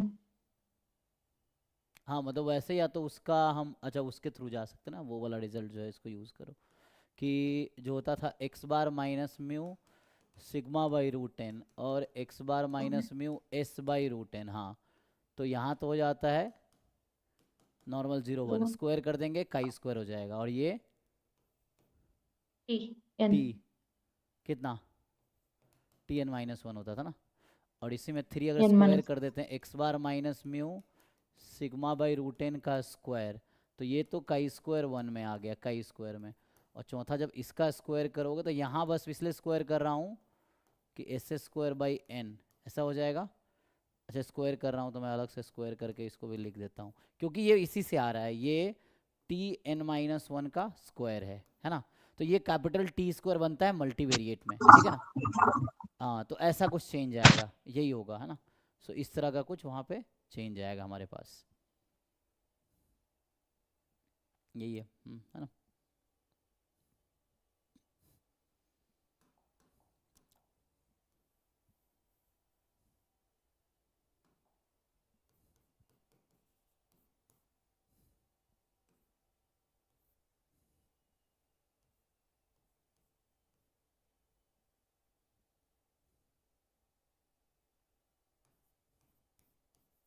यही है तो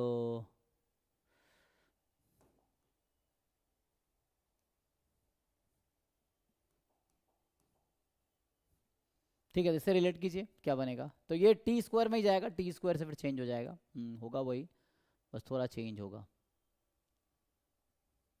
यहाँ मतलब ना वही डिफरेंस आ रहा है ना, वही डिफरेंस यहाँ क्रिएट, एक n+1 आया होगा यहाँ से और एक n उधर वाला है, तो वही बन के ओके, इसलिए n स्क्वायर माइनस 1 हो गया है, गॉट इट। हाँ ठीक है, जैसे इसमें हुआ ना कि ये मैनिपुलेट होकर यहाँ आया, तो वैसे यहाँ भी आया होगा सेम तरीके से, ओके।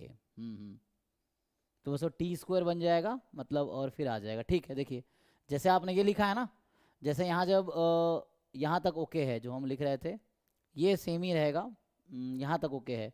जब आप यहाँ एस रखोगे ना यहाँ पे सिग्मा की जगह, तो ये टी स्क्वायर बन जाएगा, ठीक है। फिर बाकी वो नंबर यहाँ पे आ गया, ओके है। देखो तो ये इससे ही आ जाएगा, ये जो इसी रिजल्ट को मैं रिपीट कर रहा हूँ, तो यहाँ पे क्या है एक्स बार माइनस ये इससे ही, क्योंकि ये तो नया रैंडम वेरिएबल है तो इसको एक मान लो ना, वाई मान लो चाहो तो X bar minus X N plus 1 transpose, मैं अभी ये लिख रहा हूँ, ये मान लो अभी था इसके पैटर्न पे, इसके जैसा समझो, बस डिफरेंस कहाँ होगा, n+1/n s inverse x bar minus xn+1, this will be T square. और टी स्क्वायर क्या होता है, f के टर्म में क्या लिखते हो टी स्क्वायर को, अभी लिखा था ना ये वाला, तो ये टी स्क्वायर है एक्चुअली, ठीक है। अब उससे ये भी टी स्क्वायर है और ये वाला भी टी स्क्वायर ही है, उसमें कोई दिक्कत नहीं है, क्योंकि हमने इसी को यूज़ किया इनडायरेक्टली। आप देखोगे ना, क्योंकि एक्स बार जो यहाँ लिखा है ना, उस एक्स बार की जगह हमारे पास ये है, जो यहाँ आपको ये दिख रहा है, ये एक्स बार है, और म्यू जो आपको यहाँ दिख रहा है वो म्यू 0 है, क्योंकि उसका मीन 0 है। एस इनवर्स वही है, तो सेम ही हो रहा है। ओके, तो यही वाला यूज़ हो रहा है एक्चुअली, ठीक है। तो यही थ्योरम यूज़ हो रहा है, बस डिफरेंस क्या आ रहा है, अच्छा वो n को मैंने बस उधर किया ना, तो वो हो जाएगा मैनेज, ठीक है। देखो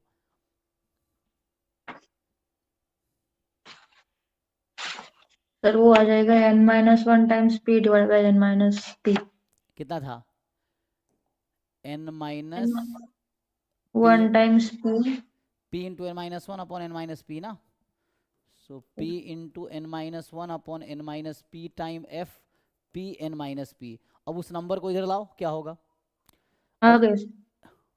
तो एक n की है ना कमी थी ना, मुझे लग रहा है एक n वहाँ मिसिंग है ना, उसमें n चाहिए होगा हमें, क्योंकि n के साथ फॉर्मूला है, राइट। सर वहाँ पे मल्टीप्लाई हो जाएगा n hmm, square minus 1 n times p divide by n-p। आ जाएगा ऑप्शन ना, किस है? यहाँ से क्रॉस मल्टीप्लाई कीजिए, कितना आएगा, ठीक है ठीक है, उसको हटाओगे तो कितना आ जाएगा, इसको हटाओ आप, तो यहाँ पे इसमें क्या बन जाएगा, X bar minus xn+1 transpose s inverse x bar minus xn+1। अब ये उधर चला आएगा, ये तो रेसिप्रोकल है, तो पावर नीचे, फिर वहाँ जाके एज इट इज़ मल्टीप्लाई हो जाएगा।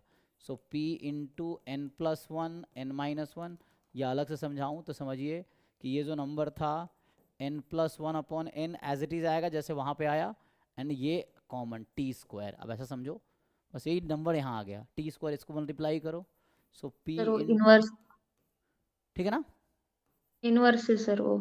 कहाँ इनवर्स है, हाँ सर हो गया वो सर। हो गया ना, क्योंकि इनवर्स था इसलिए ऐसा है ना, वहाँ भी तो इनवर्स था, तो वही ऐसा आएगा, n into n-p f p n-, okay ठीक है, वो लगेगा वही फॉर्मूला, मतलब यही फॉर्मूला लगा है जैसे आपने लगाया ना, तो फोर्थ और फर्स्ट में सेम ही फॉर्मूला लगा है समझो, बस यहाँ s इनवर्स है, यहाँ ये है, तो s होने से यहाँ t स्क्वायर हो जाता है, और सिग्मा होने से यहाँ काई स्क्वायर हो जाता है, भाई कांस्टेंट तो वही है। तो टी स्क्वायर मतलब ये जो ऑप्शन आपको दिख रहा है, this option is just n+1 upon n time T square, ये जो ऑप्शन है ये इसके इक्वल है, और यहाँ काई स्क्वायर है, तो जब सिग्मा है तो काई स्क्वायर और s है तो टी स्क्वायर, ये है बिल्कुल वैसे ही जैसे यहाँ पे काई स्क्वायर और टी स्क्वायर है, यही रूल फॉलो हो रहा है एक्चुअली। सो यूनिवेरिएट में ये है, ठीक है। ओके, तो अब एक ऑप्शन बच गया बस बी वाला, पहला भी ट्रू है इसका मतलब, सो हमारे पास बचा है बस्ट एक ऑप्शन। सो बी वाले को देख लेते हैं क्या है। तो मतलब फर्स्ट तो ट्रू हो गया ये भी, राइट, ये भी ट्रू हो गया। अब सेकेंड ऑप्शन बचा है कि expectation of xn bar transpose s x bar, okay, तो ये इसका एक्सपेक्टेशन किसके इक्वल होगा बताइए।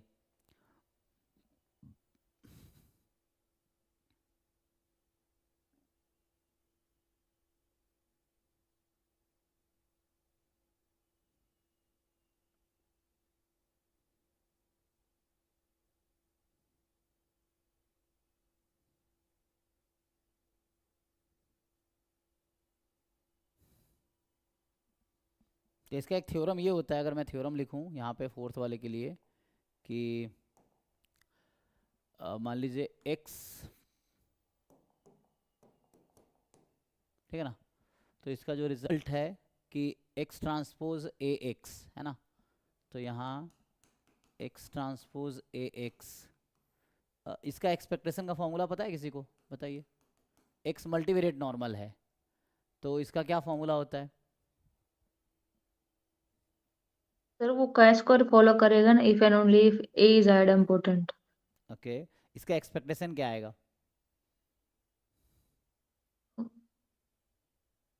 सर ए का जितना रैंक है उतना। ए का जितना रैंक है, नहीं ये डायरेक्ट वो तो, क्योंकि वो तो आई थिंक मुझे लगा जो आप बता रहे हैं वो किसी भी मल्टीवेरिएट एक्स, कोई भी मल्टीवेरिएट नॉर्मल होगा तो ये आंसर आएगा। Sir x transpose sigma inverse x में सिग्मा इनवर्स तो फुल रैंक मैट्रिक्स है, तो वो का स्क्वायर आता है एन डिग्री का। अगर ए उससे एन से कम रैंक का होगा तो वो अभी का स्क्वायर आर इस आ जाएगा ना, जितना इसके लिए आर बात कर अगर रहे हैं, ए इसके का लिए। रैंक है। तो इसमें मतलब म्यू और सिग्मा से कोई लेना देना नहीं है इसको। नहीं सर, ए जितना रैंक का मैट्रिक्स होगा उतने में का स्क्वायर का डिग्री डिपेंड करेगा ना। तो वही तो पूछ रहा हूँ, इसमें म्यू से कोई मतलब नहीं, म्यू कुछ भी हो तब भी कोई दिक्कत नहीं है, ये कहना चाह रहे हो। मान लो रैंक आर है ए का, तुम कह रहे हो आर आएगा, तो म्यू कुछ भी हो कोई फर्क नहीं पड़ेगा, और सिग्मा कुछ भी हो कोई फर्क नहीं पड़ेगा। If and only if A sigma is idempotent. ठीक से थ्योरम देखो ना, ठीक से देखो ना वो किसके लिए है, नॉर्मल मीन जीरो वाले के लिए है या म्यू वाले के लिए है, तो चेक करो ना थ्योरम। सर वो तो जीरो वाले के जीरो लिए वाले। होगा, क्योंकि म्यू अगर नॉन जीरो होगा तो का स्क्वायर नॉन सेंट्रल हो जाएगा हाँ फिर। वही तो कह रहा हूँ यहाँ पे। तो हमें एक्सपेक्टेशन चाहिए, हमें डिस्ट्रीब्यूशन नहीं चाहिए, एक्सपेक्टेशन चाहिए, क्या फॉर्मूला होगा, वहाँ म्यू है।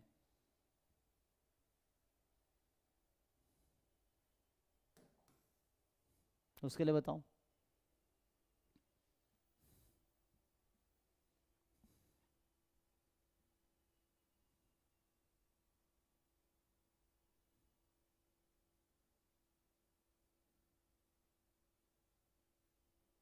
इसका जो फॉर्मूला आएगा तुम देख लेना, formula trace of A sigma plus mu transpose A mu. ठीक है, अब आप लोग जो कह रहे थे ना कि जैसे मान लो अभी म्यू आपका जीरो है और सिग्मा आइडेंटिटी मैट्रिक्स है, तो उस केस में तो जीरो हो जाएगा और आइडेंटिटी ट्रेस ए हो जाएगा, और आइडेंटिटी मैट्रिक्स में ट्रेस रैंक इक्वल होता है, वही ना, तो उससे वो आ रहा था। तो आई थिंक वो फॉर्मूला जो तब होगा जब म्यू जीरो होगा और सिग्मा आई होगा उस केस में, नहीं तो उसको इन्वॉल्व करना पड़ेगा। तो इन जनरल ये फॉर्मूला है, देखो अब इसको लगाओ, उसमें वर्क करेगा।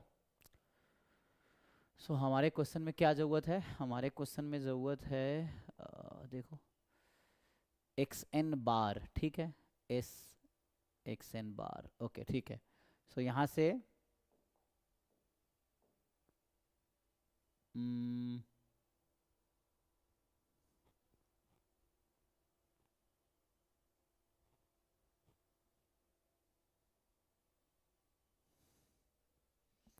तो अभी हम अगर देखें हमारे पास क्या है, जो एक्स एन बार है उसका डिस्ट्रीब्यूशन है एन पी म्यू, ये ना, और 1/n सिग्मा ये है। तो आप अगर इसमें लगाओगे एक्स एन बार एस है ना, एक्स एन बार, तो इसमें क्या, हमें तो एक्सपेक्टेशन चाहिए, तो क्या होगा, ट्रेस ऑफ ए की जगह एस है, अच्छा यहाँ सिग्मा भी है, बनेगा।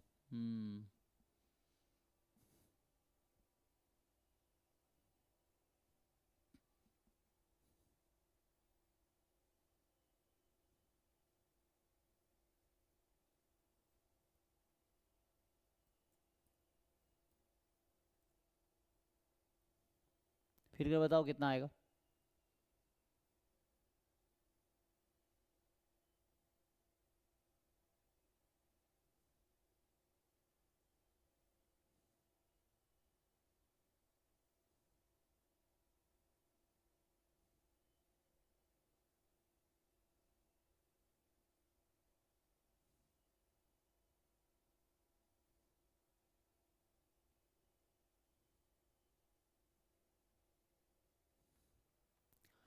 नहीं यहाँ दिक्कत है ना, यहाँ तो कि एस आ जाएगा तो एस में दिक्कत है, एस तो यहाँ मैट्रिक्स है, तो मुझे लग रहा है कि इसमें थोड़ा दिक्कत है फॉर्मूले में, आई थिंक इस फॉर्मूले में थोड़ा और इम्प्रूवमेंट चाहिए।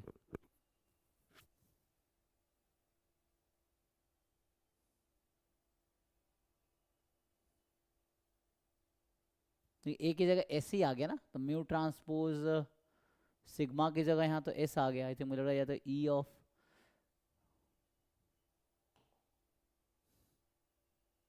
यहाँ तो एस है, लेकिन हमारे पास तो आंसर सिग्मा में है, तो इसमें कुछ गड़बड़ है।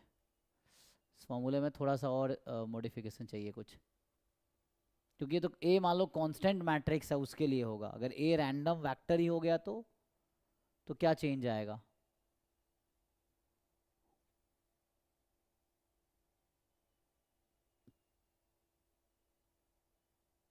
ओके, इसका मतलब है यहाँ पे सिग्मा ना आके ना ये होगा, बनेगा कुछ और बनेगा।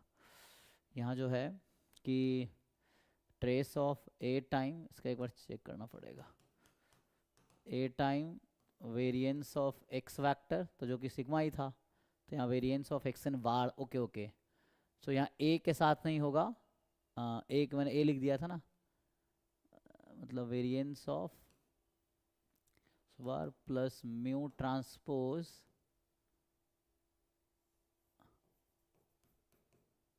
वेरिएंस ऑफ एक्स म्यू, ऐसा कुछ बनेगा। इसका एक बार फॉर्मूला क्रॉस चेक करना पड़ेगा मुझे, है ना, ये बस है।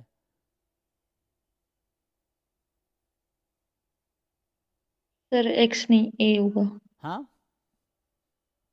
सर, वो next time variance of x नहीं होगा, ए होगा, म्यू ट्रांसपोज ए म्यू।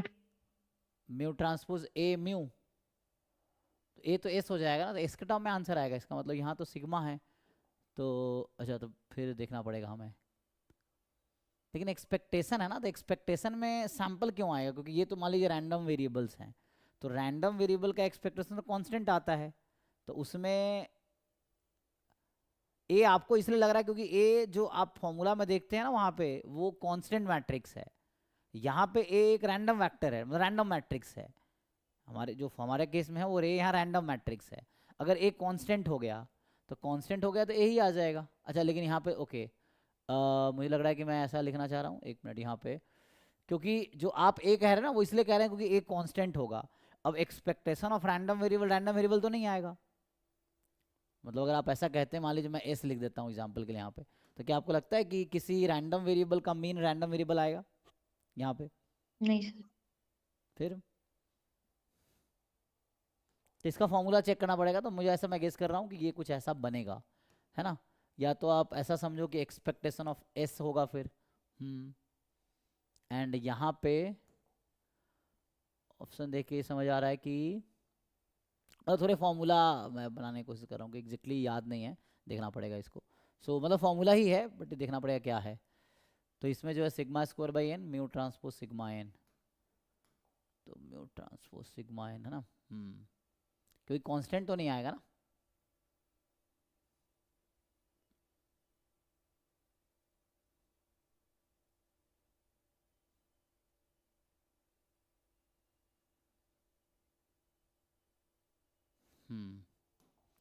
समझ गया, मतलब जो हम लिखे थे ना वो सही था, वो कांस्टेंट मैट्रिक्स के लिए जो पहले लिखा था मैं लिख देता हूँ। तो ये जो होगा ना, ए अगर रैंडम मैट्रिक्स है तो यहाँ पे ए की जगह एक्सपेक्टेशन ऑफ ए लिखना पड़ेगा, ठीक है ना, और यहाँ भी ए लिखना पड़ेगा, ठीक है। देखो हो क्या रहा है ना, ए अगर रैंडम मैट्रिक्स है तो ऐसा लिखेंगे, अगर कांस्टेंट मान लो ए कांस्टेंट है तो कांस्टेंट का एक्सपेक्टेशन क्या होता है? कांस्टेंट ही होता है। तो ए अगर जो आप लोगों को याद है, जो हम पहले मैंने लिखा था, वो तब जनरली हम ए क्या समझते हैं कि ए कोई कांस्टेंट मैट्रिक्स होगा, मतलब जैसे सारे एलिमेंट कांस्टेंट होंगे, तो उसके लिए वो रिजल्ट है। लेकिन अगर ए रैंडम मैट्रिक्स हो गया कि ए के एलिमेंट्स रैंडम वेरिएबल्स ही हैं, तो उस केस में ये आपका ये वाला केस बनाएगा। फिर क्या बनेगा लिख के देखते हैं अब। तो अगर अब ऐसा लिख के देखें, अब ये वाला हम लिख के देखें, चलो यहीं लिख देते हैं। तो ये फॉर्मूला अगर मैं यहाँ लगाने की कोशिश करूँ, है ना, वो ए होगा, ए यहाँ होगा, यहाँ भी ए होगा। जो आप कह रहे हैं वो तब होगा जब ए कांस्टेंट हो जाए, तो expectation of A is a, expectation of A is a, तो ए आ जाएगा, तो आप ए लिख लो। लेकिन वो तब है जब ए कांस्टेंट मैट्रिक्स होगा। अगर रैंडम मैट्रिक्स है तो फिर यहाँ से तो लगाने की कोशिश करते हैं। ट्रेस ऑफ जो हमने लिखा है एक्सपेक्टेशन ऑफ ए, हमारे ए की जगह एस है, so expectation of S into variance of X bar है हमारे पास, है ना। इसको इससे कंपेयर करो, इसको इससे, फिर इस यहाँ पे ऐसे ही लिखो, प्लस म्यू ट्रांसपोज। तो म्यू तो मीन था, तो यहाँ भी मीन तो कॉमन ही है दोनों का, नहीं तो ठीक है ना। ये जो रिजल्ट हम लिख रहे हैं तो इसके बेस पे हम इसको सॉल्व कर रहे हैं, ठीक है ना। So we are applying this, तो म्यू तो वही रहेगा, म्यू दोनों का मीन कॉमन है। एक्सपेक्टेशन ऑफ एस जो कि सिग्मा हो जाएगा, ठीक है ना, वरना रैंडम वेरिएबल का एक्सपेक्टेशन रैंडम वेरिएबल नहीं आएगा, कांस्टेंट आना है, तो एक्सपेक्टेशन लेने के बाद आएगा। ठीक है, तो ये हो गया, इसको सिंप्लीफाई कर लो कितना आता है। तो यहाँ से trace expectation of S sigma, ये सिग्मा बाई एन, ये है ना, वेरिएंस यहाँ पे वही है, मतलब covariance matrix, and plus mu, यही था एक्चुअली। तो यहाँ पे मेनली चक्कर ये है कि जब ए रैंडम मैट्रिक्स हो तो आप ऐसा करो, तो ये हो गया सिग्मा स्क्वायर बाई एन, ये है। ठीक है ना, तो इससे हो जाएगा। सो आपको ध्यान रखना है कि and A is a random matrix, मतलब पी क्रॉस पी का, है ना, of P cross P, then ये फॉर्मूला है, तो ये यूज होगा। ठीक है, तो वैसा है। ठीक है यहाँ तक, तो ये आ गया, मतलब इसमें चारों सही है, तो मतलब तो है ना, क्योंकि एस तो नहीं आता ना, कांस्टेंट नहीं आता। तो ये बस थ्योरीज आपको याद है, वो थोड़ा वही देखना है। सर एक्सपेक्टेशन ऑफ एस क्या होगा? हाँ वो तो अभी मैं देखा था ना, ये आपने कहाँ खोए हो, देखो यहाँ से एक्सपेक्टेशन ऑफ एस अभी ये मैंने, n-1 टाइम्स अरे मैडम ये n-1 टाइम्स सिग्मा होगा ना? वो तो अभी कहीं लिखा था मैंने, ये देखो ध्यान से, कहाँ खोए हो, ये देखो आप, हाँ सर, सॉरी सर। सो n minus S wizard P है ना। तो ठीक है, तो अभी आगे देखते हैं, कंप्लीट ही कर लेते हैं इसको, टाइम है ना हमारे पास। हाँ कंप्लीट कर देता हूँ, ये पेपर आज कंप्लीट कर देते हैं। सो 18, 19, 20 अगर होगा तो ठीक है, नहीं तो कोई बात नहीं, देख लेते हैं। सो यहाँ से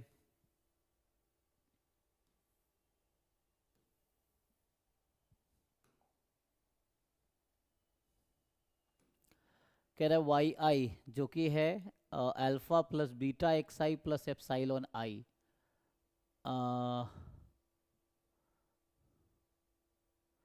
ठीक है, तो मतलब ये लीनियर रिग्रेशन मॉडल टाइप का लग रहा है ना,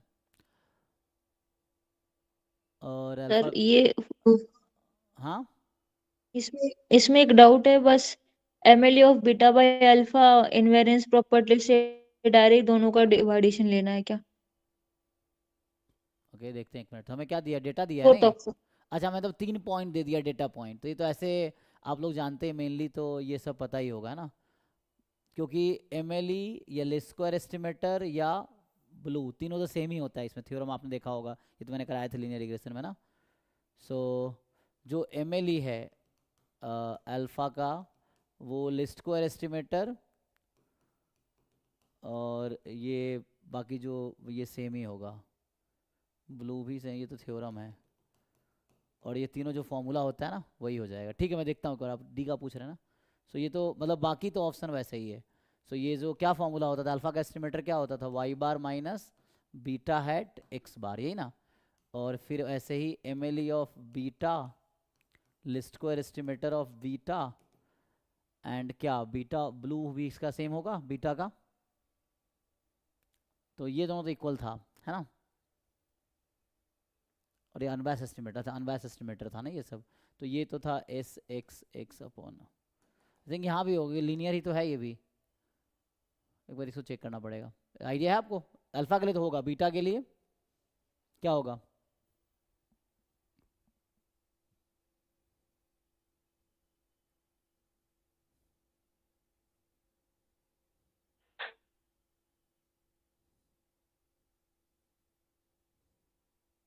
सर वो summation X I minus X bar Y I minus Y bar divided by summation X I minus X bar square. नहीं वो तो मैं समझ गया, नहीं मैं ये पूछ रहा हूँ क्या यहाँ ब्लू ऑफ बीटा है या नहीं, ये बस देखना है। तो फॉर्मूला तो आप जानते ही हैं, क्या होता था formula, S X Y upon S X X ना, वाई ऑन एक्स है ना, S X Y upon S X formula, ठीक है, ये तो आ जाएगा। एनीवे हमें पहले की ज़रूरत है, तो हाँ उसमें वो हो जाएगा, एम एल ई ऑफ आपका ना बीटा हैट अलग निकालिए, ऑब्जर्व वैल्यू अल्फा हैट निकाल के रेशियो ले लीजिए, हो जाएगा, यहाँ पे आ जाएगा, ये भी ठीक है। हाँ तो यहाँ पे जो एम एल ई ऑफ पूछा है बीटा अपॉन अल्फा, तो ये हो जाएगा M L E of beta upon M L E of alpha, इसका रेशियो ले लीजिए, क्या आता है चेक कीजिए। हाँ ठीक है, रेशियो से हो जाएगा। आ जाएगा सर वो इनवेरियंस प्रॉपर्टी। हाँ प्रॉपर्टी ऑफ एमएलई के लिए कंटिन्यूअस फंक्शन होना चाहिए नहीं ना? नहीं, कहाँ लिखा है एमएलए के लिए? एमएलए के कोई भी फंक्शन चलेगा, कॉन्टिन्यूस फंक्शन कंसिस्टेंट के लिए होना चाहिए, वन फंक्शन सफिशिएंट के लिए होना चाहिए। एमएलए के लिए कोई भी फंक्शन चलेगा, वन या कॉन्टिन्यूस होने की कोई ज़रूरत नहीं है। चेक कीजिए, कहीं भी ओके आपने बुक में चेक किया है? बुक में चेक कर लिया कीजिए, उसमें लिखा होगा एनी फंक्शन ऑफ एमएलए, है ना। If T is MLA of theta then G T is MLA of G theta for any function G. Okay sir. तो इसमें क्या चारों फिर सही हो गया, क्योंकि पहले तीन तो एक ही बात को कह रहा है तीन तरीके से, और चौथा बस अलग है। एक बार चेक कर ले, है ना, ये चेक किया आपने, पुट करके देख लो। ये तो 3 पॉइंट है तो फॉर्मूले से आ जाएगा। मतलब सिंपल, ये तो जैम में भी आते हैं, गेट में भी आए हैं और नेट में भी है ये, तो ये तो वैसे ही क्वेश्चन है। सो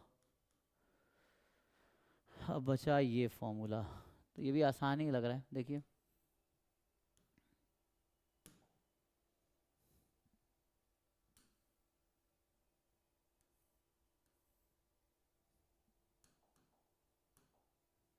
Accumulative hazard function ht of a non-negative continuous random variable satisfy the following condition। तो रिजल्ट बेस्ड क्वेश्चन नहीं, हजार्ड फंक्शन क्या होता है कोई बताओ? ht का क्या फॉर्मूला है? Integration 0 to t small h of t तो h इसमें of u du। तो इसमें चेक किया आपने कौन सा ऑप्शन सही है?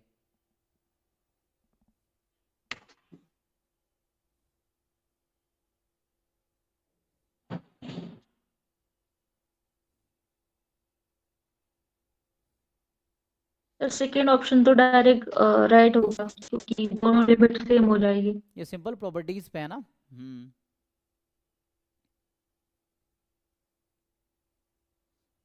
थर्ड ऑप्शन राइट नहीं लग रहा है वैसे, करना पड़ेगा। अब एच टी क्या है यहाँ पे? What is H T? Small H T. अच्छा f of t divided by 1 minus f over root 2। एक मिनट, तो यहाँ पे जो है t के जगह कुछ और लिखना चाहिए ना, क्योंकि t तो ऑलरेडी लिमिट में है, तो x लिख लो, एच एक्स डी एक्स। हाँ, और एच एक्स आप क्या बताते हैं? ऐसा f1 मतलब 1 minus C D F. Okay, तो निकालिए, ये तो पुट करके आ जाना चाहिए सीधा सीधा। जैसे 0 पे ऐसे चेक कर लेंगे आप, तो 0 वाला ट्रू है, ये ट्रू है। अगर t इन्फिनिटी है तो क्या होगा? अगर t को आप इन्फिनिटी, 0 से इन्फिनिटी, सो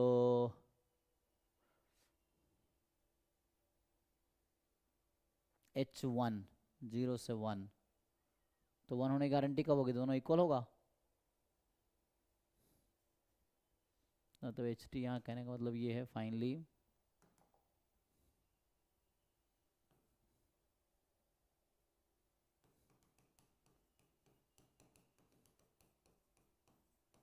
नहीं ना, 0 to t, ये है एच टी, है ना, अगर पुट कर दिया तो। चेक तो सिंपल प्रॉपर्टीज हैं, तो चेक करके बताओ क्या होगा।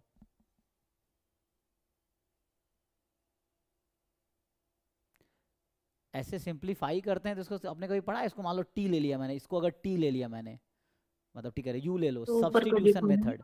तो अगर मान लो इसको u ले लिया, सिंप्लीफाई करोगे तो एच टी किसके इक्वल आ जाएगा?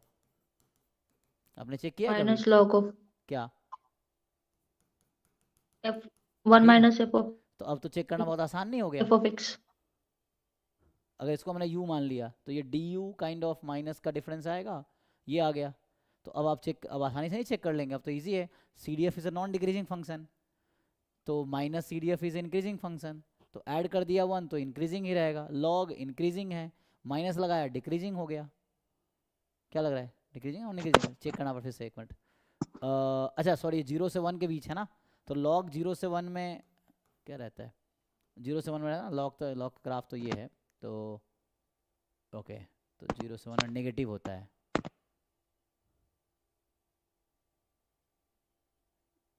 एच डी तो पॉजिटिव होगा ना हमेशा। तो नॉन डिक्रीजिंग है। हाँ अच्छा, नॉन डिक्रीजिंग तो है ना, मतलब इंक्रीजिंग होना चाहिए ना। एफ क्या होता है? इंक्रीजिंग है, तो माइनस एफ क्या होगा? डिक्रीजिंग होगा। लॉग लगाओगे तो डिक्रीजिंग रहेगा, प्लस लगाया तो इंक्रीजिंग हो गया, सही है ना। एफ क्या है? इंक्रीजिंग फंक्शन है, नॉन डिक्रीजिंग है, माइनस लगाया तो डिक्रीजिंग हो गया। लॉग ऑलरेडी इंक्रीजिंग फंक्शन, तो वो सेम बिहेवियर को कंटिन्यू करेगा। तो इंक्रीजिंग माइनस लगा डिक्रीजिंग, फिर ये डिक्रीजिंग ही रहा, माइनस लगा तो इंक्रीजिंग हो गया। इंक्रीजिंग सही तो कह रहा है, तो 4 सही हो गया है। इसमें बताओ टी इन्फिनिटी रख दिया, सी डी एफ एट इसको टी कर दो, C D F at infinity 1 होता है ना, 1 - 1 0, लॉग 0 नॉट डिफाइंड, ये भी ट्रू हो गया। व्हाट अबाउट 3 1 - f1, f1 कुछ भी हो सकता है, जरूरी नहीं 1 आएगा, तो ये गलत।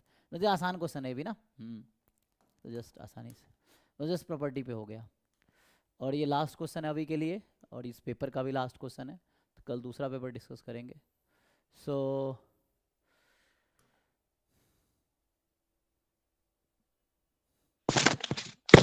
देखिए इसको ट्राई कीजिए, ये भी डायरेक्ट कैलकुलेशन वाला प्रॉब्लम है।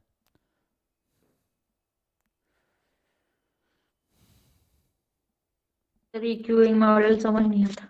हाँ अच्छा, क्यूइंग थ्योरी का ना, suppose that car arrive at a petrol pump following a Poisson distribution at the rate 10 per hour. तो अराइवल रेट जो है 80 बोल दो, ये है पॉइसन 10t, मतलब पॉइजन है, ये मतलब अराइवल रेट कह रहा हूँ, ठीक है। And the time to perform the refilling is exponentially distributed and the single available staff takes an average of 4 minutes to refill each car. Okay, so 4 minutes to refill each car.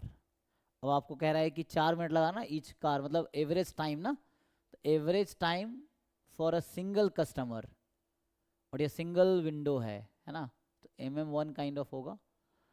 देखते हैं आगे क्या है। So further assume that the car leaves immediately after filling, तो मतलब जो service time है,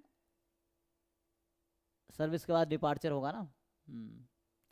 so let alpha denote the probability of finding 3 और more card waiting to fill, and beta denote the mean number of cards in the queue. तो formula है direct, बताओ भाई which of the following is true. मतलब service time जो है वो exponential है ना, इंटर अराइवल टाइम हो गया ना, वो सर्विस टाइम क्या है, इंटर अराइवल टाइम, एक गया तो दूसरा आया, तो वेटिंग टाइम है किसी कस्टमर का, सर्विस टाइम जो है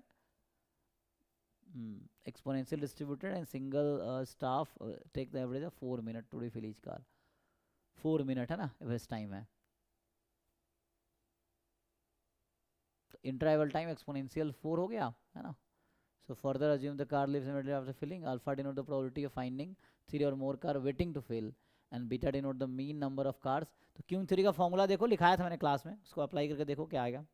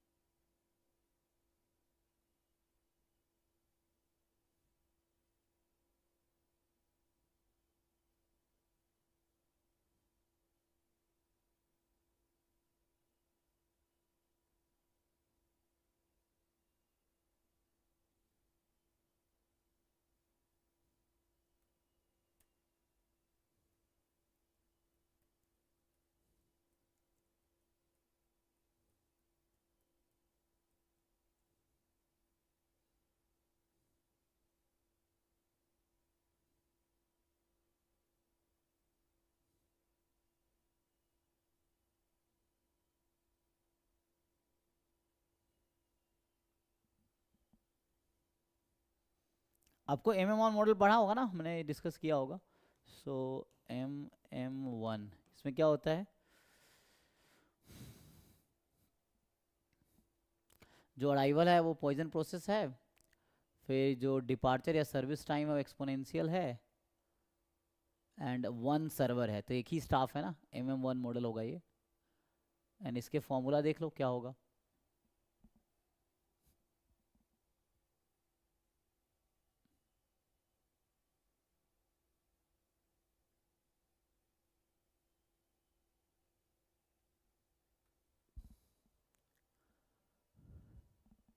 तो यहाँ 10 क्या था, 10 पर आवर ना, लैम्डा लिखते हैं rate, arrival rate 10 per hour है, और एवरेज टाइम 4 मिनट है, तो 4 मिनट का मतलब क्या है, कितने आर, 4 में तो 1/15 आर, यही है ना, ईच कस्टमर का service time, average service time, तो ये दे दिया आपको। एंड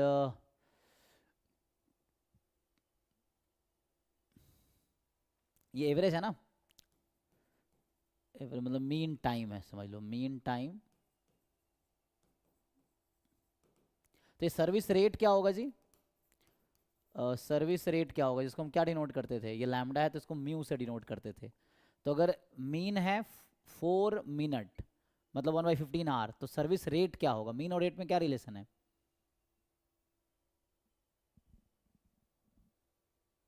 एक्सपोनेंशियल में रेट अगर लैम्डा है तो मीन कितना होता है? 1/λ। वही तो पूछ रहा हूँ। तो जब मुझे बता रखा है कि एवरेज टाइम जो है, मतलब ये एवरेज मतलब मीन है, मीन टाइम इतना है, तो मीन रेट मतलब रेट कितना होगा, मीन टाइम है ना। सो रेट क्या होगा, है ना, सर्विस रेट क्या है, सर्विस रेट होगा 1/दिस, Four. ठीक है ना। तो इसको म्यू से डिनोट करते हैं रेट को, वहाँ लैम्डा से म्यू से। अराइवल टाइम मतलब अराइवल रेट सर्विस रेट, ऐसा समझो।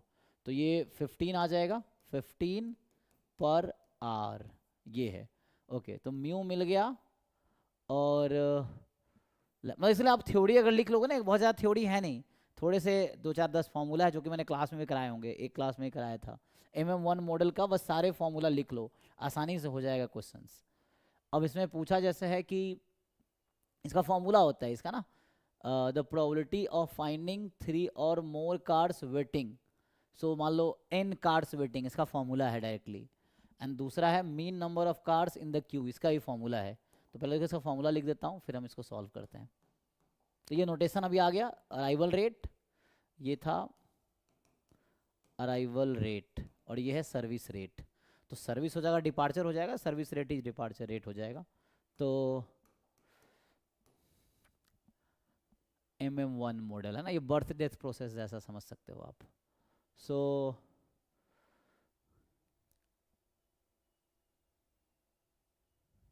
इसमें एक और वर्ड आता था, इंटेंसिटी आता था, इसका फॉर्मूला बताओ किसी को याद है तो। इंटेंसिटी का क्या फॉर्मूला होता था? I think lambda upon mu था ना। तो 10/15, तो ये हो गया 2/5, नहीं 2/3, तो रो तो हो गया, इसको रो से डिनोट करते थे हम लोग, 2/3। आपको थ्योरी देखना पड़ेगा ना क्वेश्चन सॉल्व करने के लिए। तो एक तो रो था जो कि इंटेंसिटी था, इंटेंसिटी 2/3 है, एंड देन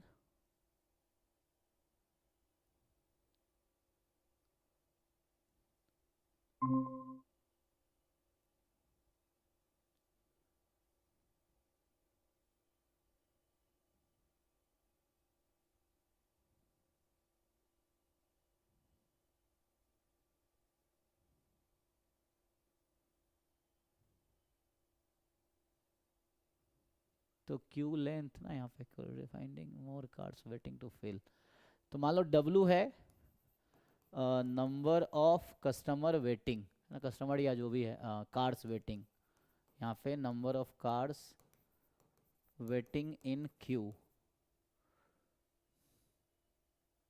ठीक है ना। क्यू, तो इसका PMF क्या होता है, मान लो W बराबर लेट से K, तो what is the PMF, number of cards waiting in Q.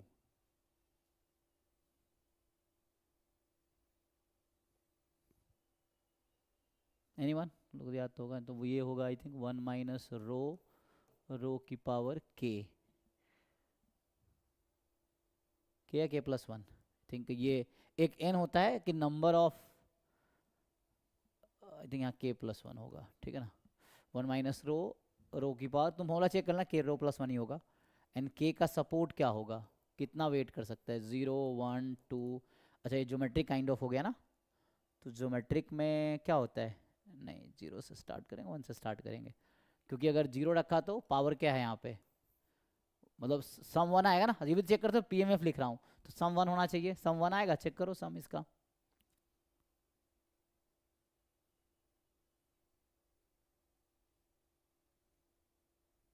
इससे 1 तो नहीं आएगा, 1 मिनट। तो यहाँ पे एक्चुअली क्या होगा, अच्छा हमने इंक्लूड किया वो कार जो सर्विस में है आई थिंक, तब जाके यहाँ 1 से स्टार्ट करना पड़ेगा मुझे लग रहा है। ये ज्योमेट्रिक डिस्ट्रीब्यूशन टाइप है क्या? हाँ लेकिन PQ type, rest to x. हाँ ज्योमेट्रिक तो है लेकिन ये PMF नहीं बना रहा है, तो यहाँ पे k+1 हो गया ना। तो यहाँ 1 से स्टार्ट करना पड़ेगा तब हो जाएगा। 1 से स्टार्ट K करके -1 हो जाएगा। हाँ K -1 हो जाएगा ना? नहीं नहीं सर। एक्चुअली PMF ना, देखो ज्योमेट्रिक डिस्ट्रीब्यूशन में अगर सपोर्ट 0 से स्टार्ट होता है तो PQ रेस्ट टू एक्स, नहीं ज्योमेट्रिक में, अदरवाइज PQ। ज्योमेट्रिक में n यहाँ रैंडम वेरिएबल है, n डिनोट कर रहा है एक्सक्लूडिंग 1 इन द सर्विस। अच्छा तो इसमें जो होता है ना n मान लो है, फॉर्मूला मैं देख रहा हूँ एक्चुअली ना, n का जो फॉर्मूला है नंबर इन द सिस्टम है ना। अच्छा ये है number of cars in the system,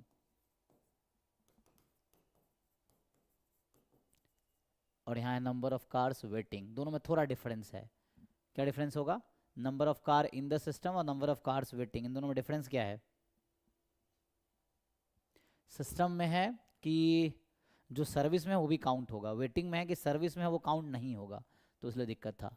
तो ये n का जो PMF होता है ना, जो मैं लिख रहा था अभी, ये होगा 1 - रो एंड रो की पावर k, जहाँ k 0 से स्टार्ट हो। अब ये ज्योमेट्रिक है तो होता क्या है कि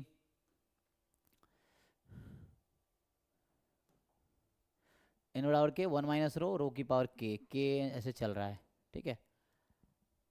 तो इसमें क्या होता है, डिफरेंस क्या है, यहाँ k कार्स वेटिंग है तो सर्विस वाला इंक्लूड नहीं होगा। तो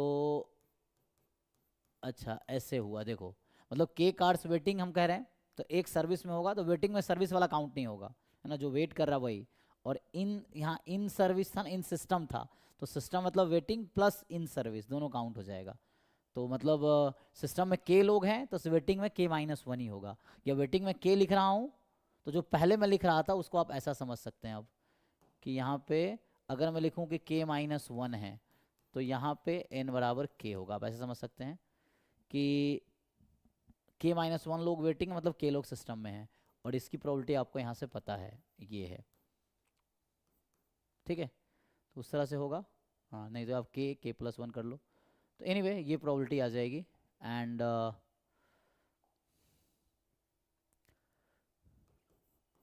ये आ जाएगी ना इस तरह से। तो हमें क्या चाहिए था, हमें चाहिए था, पूछ रहा है कि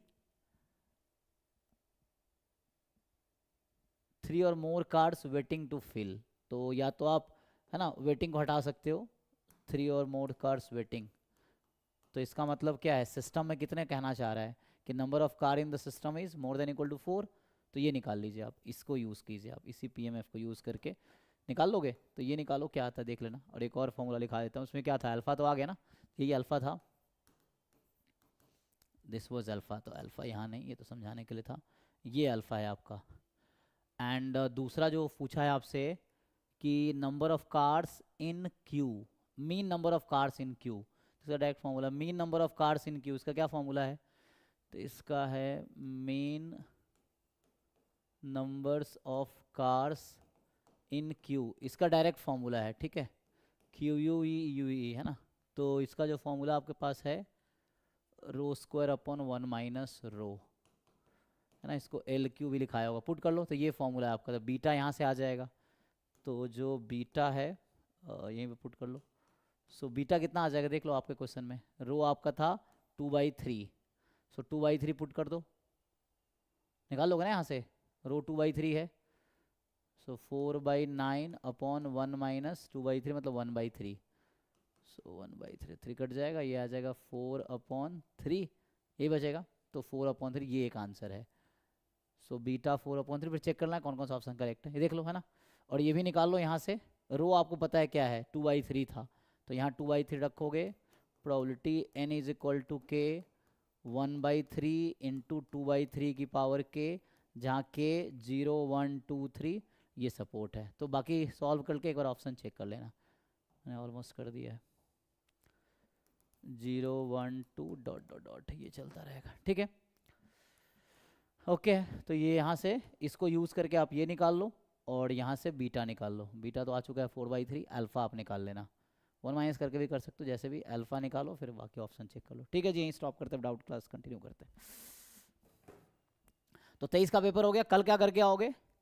तो अभी हमने जून 2023 का पूरा पार्ट सी कंप्लीट हो गया है। पार्ट सी जो होता है यूनिट 4 वाला, तो क्वेश्चन 103 से लेके क्वेश्चन 120 तक हमने ये पूरा कंप्लीट कर लिया है। और लास्ट टाइम हम उल्टा स्टार्ट किए थे ना, तो अभी हमें क्या डिस्कस करना पड़ेगा? दिसंबर 2022। तो कल ये पेपर उल्टा चल रहे थे, दिसंबर 24, जून 24, फिर दिसंबर 2023, जून 2023, अभी दिसंबर 2022। तो ये कल डिस्कस होगा इसका पेपर, पार्ट सी है ना, पार्ट सी यूनिट 4 वाला, ये कल डिस्कस करेंगे। तो इसको सॉल्व करके आप लोग आइए, कल इसको कंटिन्यू करेंगे। Sir ji thank you. हाँ